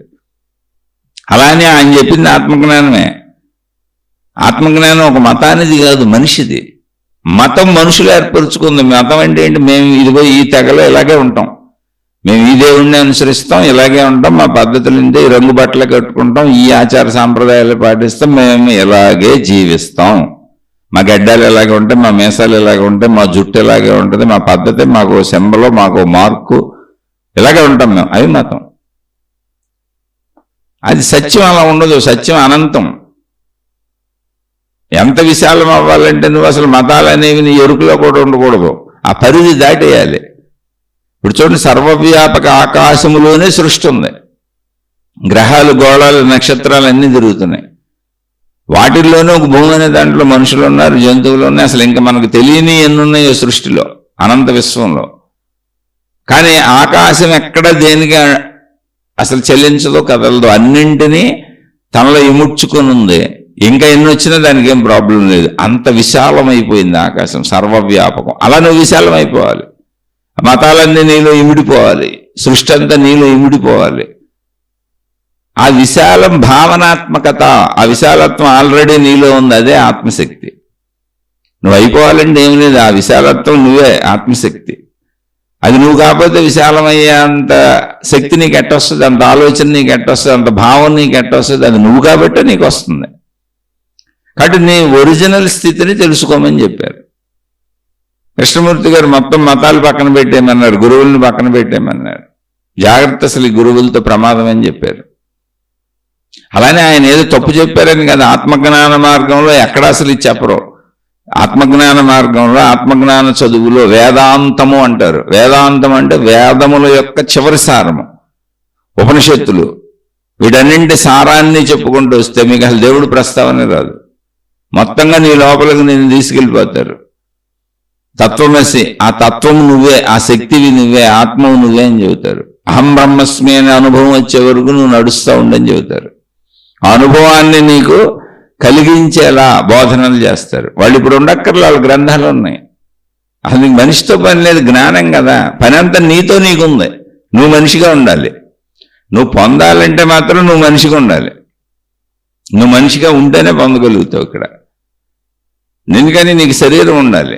శరీరం ఉంటేనే ఇవన్నీ గ్రహించటం కుదురుతుంది. చెప్పేవాడు, వినేవాడు, లేదా గ్రంథం చదువుకోవటం, గ్రహించటం, ఇవన్నీ శరీరంతో జరిగే చర్యలు. అందుకని నువ్వు ఉండాలి, గురువులు ఉండక్కర్లా. వాళ్ళ గ్రంథాలు ఉన్నాయి, చాలు సరిపోతాయి. వేదవ్యాస మహర్షి రచించినవి చాలు సరిపోతాయి. శంకరాచార్యులు వారు ఇచ్చినవి చాలు సరిపోతాయి. ఎప్పుడో విద్యారణ్యులు వారు ఇచ్చినవి చాలు సరిపోతాయి. కోటాను కోట్లోనే నీకు ఒక గ్రంథం చాలు. అసలు నీ లోపలికి నువ్వు వెళ్ళాలనే విషయం తెలిస్తే చాలుగా, ఇంకా మిగిలిన ఏం చేసుకుంటావు. అధిక గ్రంథాలు చదవటం, అధిక జ్ఞానం పోగేసుకోవటం పాండిత్యము అనబడుతుంది కాదు. ఇక్కడ కావలసిన అనుభవం. నీ లోపలికి నువ్వు వెళ్ళి, నేను నా మనసును నేనే, ఈ మనసు యొక్క సంపూర్ణత్వం ఏంటి, దీని స్వరూప స్వభావములేంటి అని నువ్వు తెలుసుకోవటం. అలాగే ఖాళీ మనసులో ఉన్న అన్నింటినీ తీసేస్తే అసలు ఈ ఖాళీ మనసు ఏంటి, నాలో ఉన్న ప్రాణశక్తి అని పిలువబడుతున్నది ఏంటి, దాన్ని నేను ఆ ప్రాణశక్తినే కదా. సంపూర్ణ స్వభావం ఏంటి, దాని స్వరూపం ఏంటి అని నీలోకి నువ్వు వెళ్ళటానికి సరిపోయిందని తెలుసుకుంటే చాలు. కాదు నేను పాండిత్యం గ్రంథాలన్నీ చదువుతానంటే నువ్వు ఎవరికైనా చదవటానికి పాండిత్యానికి పనికి వస్తాయి. అనుభవానికి ఎందుకు, సాధనకి కొంత చాలు. నీకు అర్థమయ్యేంత వరకు నా లోపలికి నేను వెళ్ళాలి, నేను శరీరాన్ని, నేను మనసుని, నేను ప్రాణశక్తిని అని నీకు అర్థమయ్యి నువ్వు ఆ సాధన చేసుకోగలిగినంత చాలు. అది చాలా సింపుల్ విషయం. దానికి ఒక చిన్న పుస్తకం చాలు. నువ్వు ఏదో గ్రంథాలన్నీ చదివేసి అంటే పాండిత్యము అంటారు దాన్ని. మరి ఇన్ని గ్రంథాలు ఎందుకంటే ఎవరి అనుభవాలు వాళ్ళు రాశారు. ఇప్పుడు పొందిన వాళ్ళు మేము ఇలా పొందాము, ఇది నిజమే, మీరు పోగొట్టుకోబాకండి అని ఎవరి అనుభవాలను వాళ్ళు వ్యక్తపరిచారు. వ్యక్తపరచకుండా శరీరాలు వదిలేసిన వాళ్ళు చాలా మంది ఉండి ఉంటారు. అప్పుడు ఉండి ఉంటారు, ఇప్పుడు ఉండి ఉంటారు. పూర్వపు ఋషిమునుల వ్యవస్థలో బోల్డు మంది ఉండి ఉంటారు. అప్పటి నుంచి ఎప్పటికే సాగుతానే ఉంటుంది ఖచ్చితంగా. కాబట్టి ప్రశ్నలో రెండవ భాగం ఏంటంటే, ఆయన ఆత్మజ్ఞానం పొందిన తర్వాత ఎవరైనా ఆత్మజ్ఞానం పొందిన వ్యక్తిగా గుర్తింపు పొందవలసిందేనా తప్పకుండా అని. అంటే పొందవలసిన అవసరం లేదు. పైన అడిగింది అదే, గుర్తింపు లేకుండా ఎవరైనా జ్ఞానులు ఉన్నారంటే బోల్డు మంది ఉండి ఉంటారు. ఖచ్చితంగా నేను ఆత్మజ్ఞానం పొందానండి, ఇప్పుడు వెళ్ళి నేను గుర్తింపు తెచ్చుకోవాలండి అనేవాడు అసలు ఆత్మజ్ఞానం పొందినోడే కాదు. ఆ ప్రయత్నం చేసేవాడు ఆత్మజ్ఞానం పొందినోడే కాదు. ఎందుకంటే ఆత్మజ్ఞానం పొందటం అనేది ఆత్మజ్ఞానం కాదు, అది నా స్వరూపం, నా స్వభావం, నా అనంతత్వం, నా విశాలత్వం, నా ఆకాశతత్వం, నా ప్రాణశక్తి, నా ఆత్మశక్తి. నన్ను నేను తెలుసుకున్నానంటే కాదు. నేను గుర్తింపు పొందాలి అని వెళ్తున్నానంటే నాకంటే భిన్నంగా ప్రజలు ఉన్నారు, వాళ్ళందరికీ నేను ఇప్పుడు మీకంటే ఘనుణ్ణి, నీకంటే ఘనురాల్ని, నేను మీకంటే ఏదో పొందేశానని చెప్పాలని నాకు అనిపిస్తుంది. అంటే అప్పుడు ఆత్మజ్ఞానం పొందిన వాళ్ళకి అలా అనిపించదు, ఏకత్వ భావన వస్తుంది. కాబట్టి ప్రయత్నించే వాళ్ళంతా మోసగాళ్లే. అందుకని సామాన్యులు చాలా మంది ఉంటారు. ఇక్కడ ప్రశ్నలో ఇంకో భాగం ఏంటంటే, రమణ మహర్షిలాగా ఆత్మజ్ఞానం పొందిన తర్వాత మత్తివ్వకుండా శరీరము కోసిన ఈ దేహము నేను కాదనే స్థితి రావటం జరుగుతుందా? అసలు రమణ మహర్షికి ఏదో ప్రాబ్లం వచ్చి పుండు వచ్చింది కాబట్టి కోసారు. అసలు అందరికీ రాకపోవచ్చు, సహజంగా మామూలుగా చనిపోవచ్చు. ఏముంది అందులో విషయం? ఇప్పుడు రమణ మహర్షి దాన్ని ఆయన స్థితిలో అది మహిమ కాదు, శరీరం తెలుస్తుంది. ఆయనకి భోంచేశారు కదా. మీరు ఒకవేళ రమణ మహర్షికి కోస్తుంటే తెలియటం లేదు మహిమ అని మీరు అనుకుంటే మళ్ళీ ఇంకో ప్రాక్టికల్ విషయాలు వదిలేస్తున్నారు అక్కడ. ఆయన భోంచేశారు, భోజనంలో రుచులు కూడా చెప్పారు. ఆయన చాలా రుచిగా ఉండేవారు కూడా. ఆయన నిత్యం పనులు కూడా చేశారు. ఆడ వంటింట్లోకి వెళ్ళి వంటలు ఉండేవాళ్ళు, కూరగాయలు కోసేవాళ్ళు, అవి ఎలా వండాలో చెప్పేవాళ్ళు, వాకింగ్కి వెళ్ళేవాళ్ళు, ప్రజలతో మాట్లాడేవాళ్ళు, పేపర్ చదివేవాళ్ళు, అన్నీ ఉన్నాయి ఆయన దగ్గర. కానీ శరీరాన్ని కోస్తాను అన్నప్పుడు ఆ భావనలోకి తాను వెళ్ళగలడు, అంటే శరీర భావంలో ఉండగలడు. ఇప్పుడు నేను శరీరం అని తెలుసు కాబట్టి నేను ఎప్పుడూ శరీర భావంలో ఉంటున్నా. మనందరం అదేగా. ఆ శరీరాన్ని నడిపేది మనసు అని మనకు అంతవరకు తెలుసు. వచ్చిన ఆలోచన కొట్టుకొని చేసుకుంటూ వెళ్ళిపోతాం. కానీ సంపూర్ణ మనోఎరుక కలిగిన వాళ్ళు మనస్సుని అదుపు చేయగలుగుతారు. అవసరం లేదు, శరీర ఉపయోగానికి ఎంత మనసు అవసరమో అంత వాడుకుంటే చాలు, ఇంకా దాన్ని వాడక్కర్లేదు అనేటువంటి వాళ్ళకి ఒక దాని మీద పొట్టు వస్తుంది, మనసు మీద పొట్టు వస్తుంది. ఎందుకని అది నేనే కదా. నా కాళ్ళ మీద, నా చేయి మీద నాకు బొట్టు ఉండదు. నేను ఏది పట్టుకోవాలనుకుంటే అదే కదా పట్టుకుంటాను, నేను ఏది చూడాలనుకుంటే అదే కదా చూస్తాను. అలాగే సంపూర్ణ మనసు అర్థమైనప్పుడు, నా మనసు యొక్క స్వరూప స్వభావములు నాకు అర్థమైనప్పుడు నాకు ఎంత మనసు కావాలో అంతే వాడుకుంటాను శరీరపరంగా. మిగిలింది నాకు అక్కర్లా, ఎందుకంటే నేనేగా, అది నా కంట్రోల్లో ఉంటుంది. ఇప్పుడు చెయ్యి వాడాలంటే వాడతాను, కాలు వాడాలంటే వాడతాను, కన్ను వాడాలంటే వాడతాను, చెవి వాడాలంటే వాడతాను, వద్దంటే ఆపేసుకుంటాను. నేను అన్న పని చేయను. అలాగే మనసుతో కూడా ఎప్పుడు సంపూర్ణంగా తెలిసినప్పుడు. అలా మనసును తెలుసుకున్న వ్యక్తి మనసును వినియోగించుకోగలుగుతాడు. మళ్ళీ ప్రాణశక్తిని తెలుసుకున్న వ్యక్తి నేను అనంత ప్రాణశక్తిని అనే ఎరుకలోకి వెళ్ళిపోతాడు. నిద్రలో వెళ్తున్నాగా, అందులో ఆశ్చర్యం ఉంది. మనం నిద్రపోయేదంతా ప్రాణశక్తిలోకి వెళ్ళటమే, ఆత్మశక్తిలోకి వెళ్ళటమే. ఇప్పుడు నిద్రలో ఎవరైనా మన కదిపినా కుదిపినా చిన్న చిన్నగా అయితే తెలియదు, చిన్న చిన్న శబ్దాలు తెలియదు, చిన్న చిన్న విషయాలు తెలియదు. అది పెద్ద అయితే లేచి కూర్చుంటాం, కొట్టారు లేచి కూర్చుంటాం, పెద్ద శబ్దాలు అయితే లేచి కూర్చుంటాం. కానీ నిద్రలో తెలియదు అన్న ఒక స్థితికి వెళ్తున్నాంగా మనం. అలా తాను శరీరమే అయినా శరీర అవసరాలప్పుడు శరీర స్థితిలోకి వస్తారు.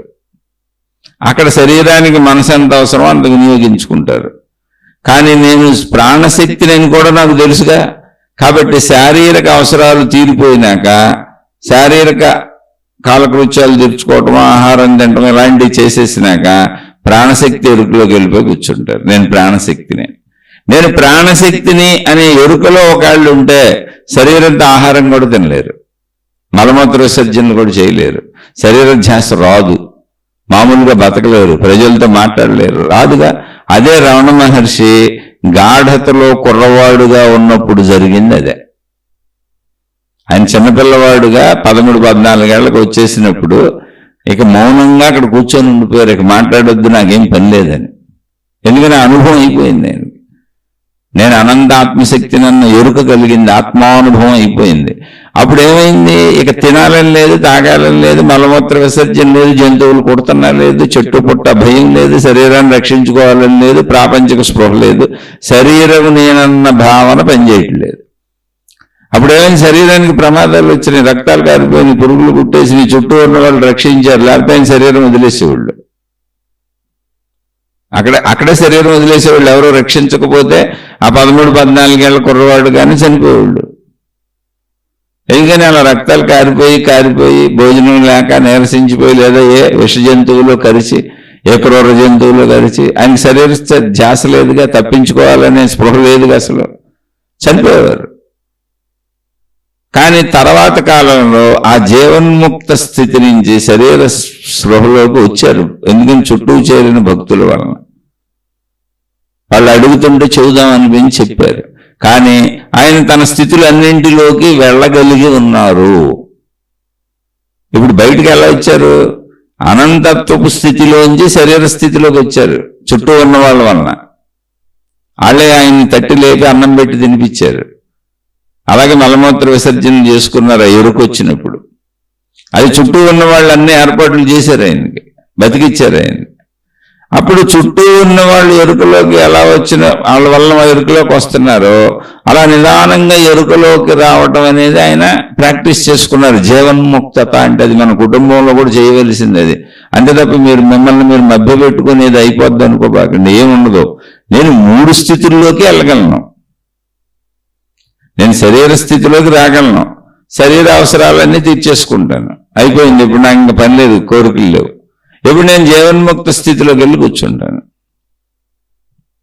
అని నేను వెళ్ళగలను. ఎందుకంటే ఆ స్థితిలోంచాక అసలు బయటకు వచ్చారు రమణ మహర్షి. కుర్రోడుగా ఆయనకి శరీర స్పృహ కూడా లేదుగా. అలా ఎంతో మంది మహాత్ములు ఉన్నారు శరీర స్పృహ లేనివాళ్ళు.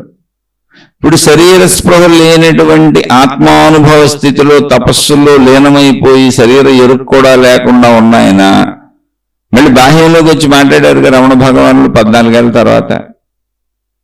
ప్రజలతో కలిసిమెలిసి ఉన్నారుగా. అప్పుడు శరీర స్థితిలోకి వస్తున్నారు, జీవన్ముక్త స్థితిలోకి వెళ్తున్నారు. అది దానికి కామన్ అయిపోయింది.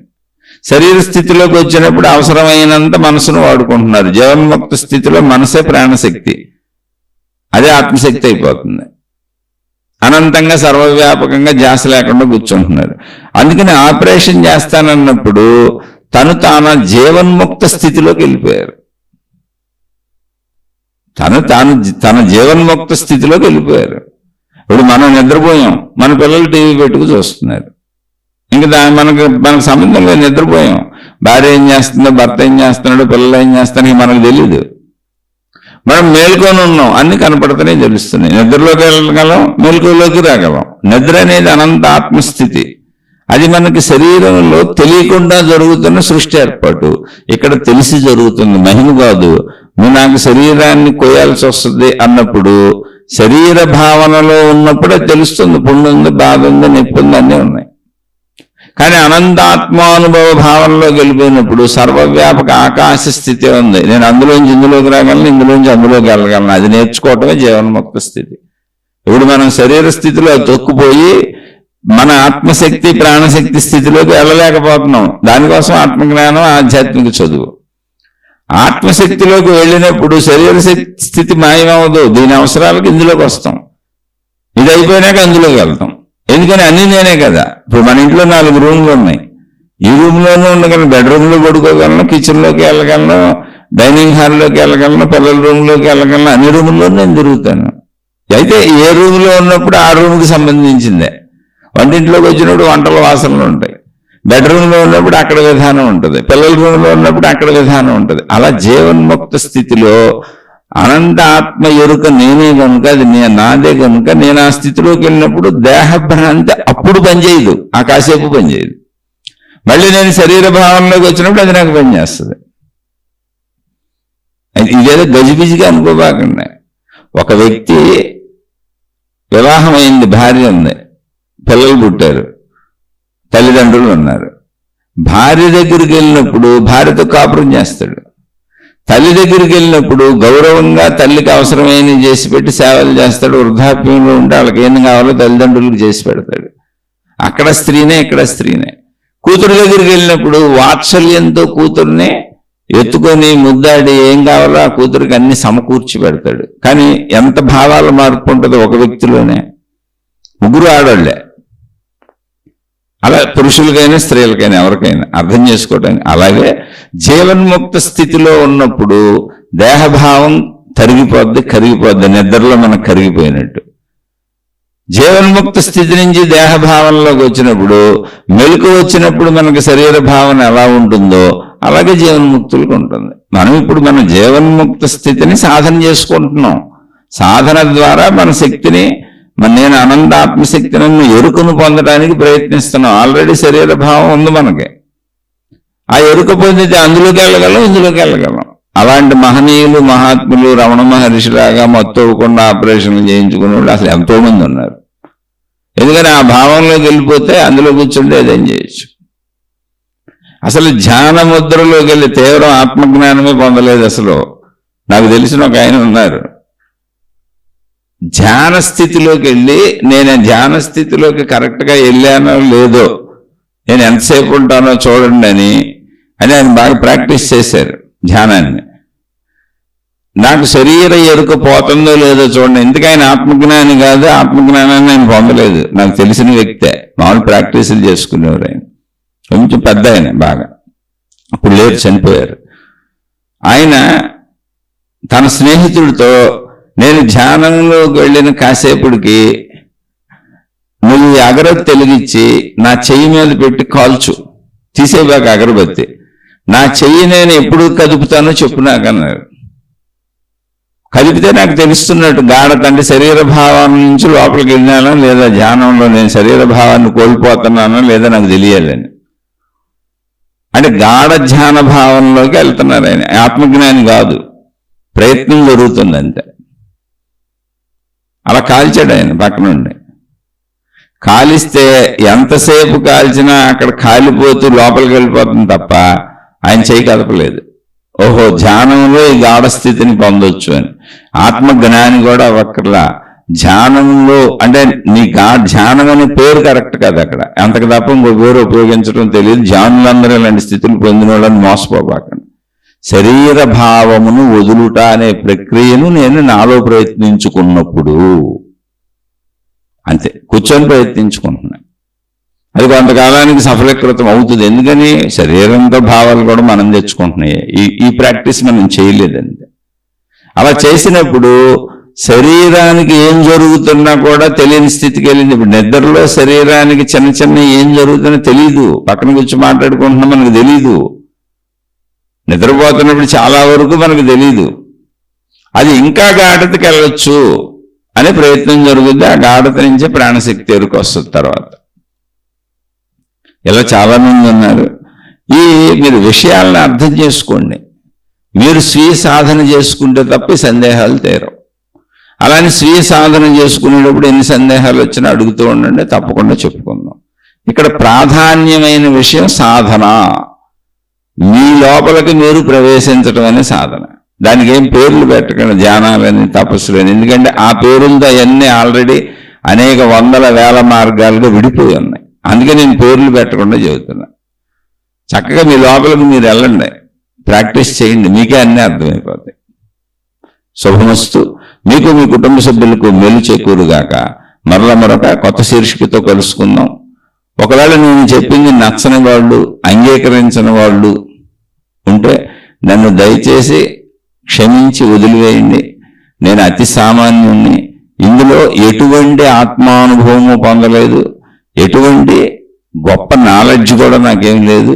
అనేక మంది మహాత్ములు రచించిన పుస్తకాలు చదువుకొని వాళ్ళు అనేక మంది చెప్పే ప్రవచనాలు విని అందులో నాకు కొంచెం అర్థమైన విషయాల్ని, నేను గ్రహించిన విషయాల్ని కొద్దిగా ఇక్కడ పంచుకుంటున్నా. ఇందులో మంచి ఉంటే తీసుకోండి, చెడు ఉంటే వదిలేయండి. శుభమస్తు.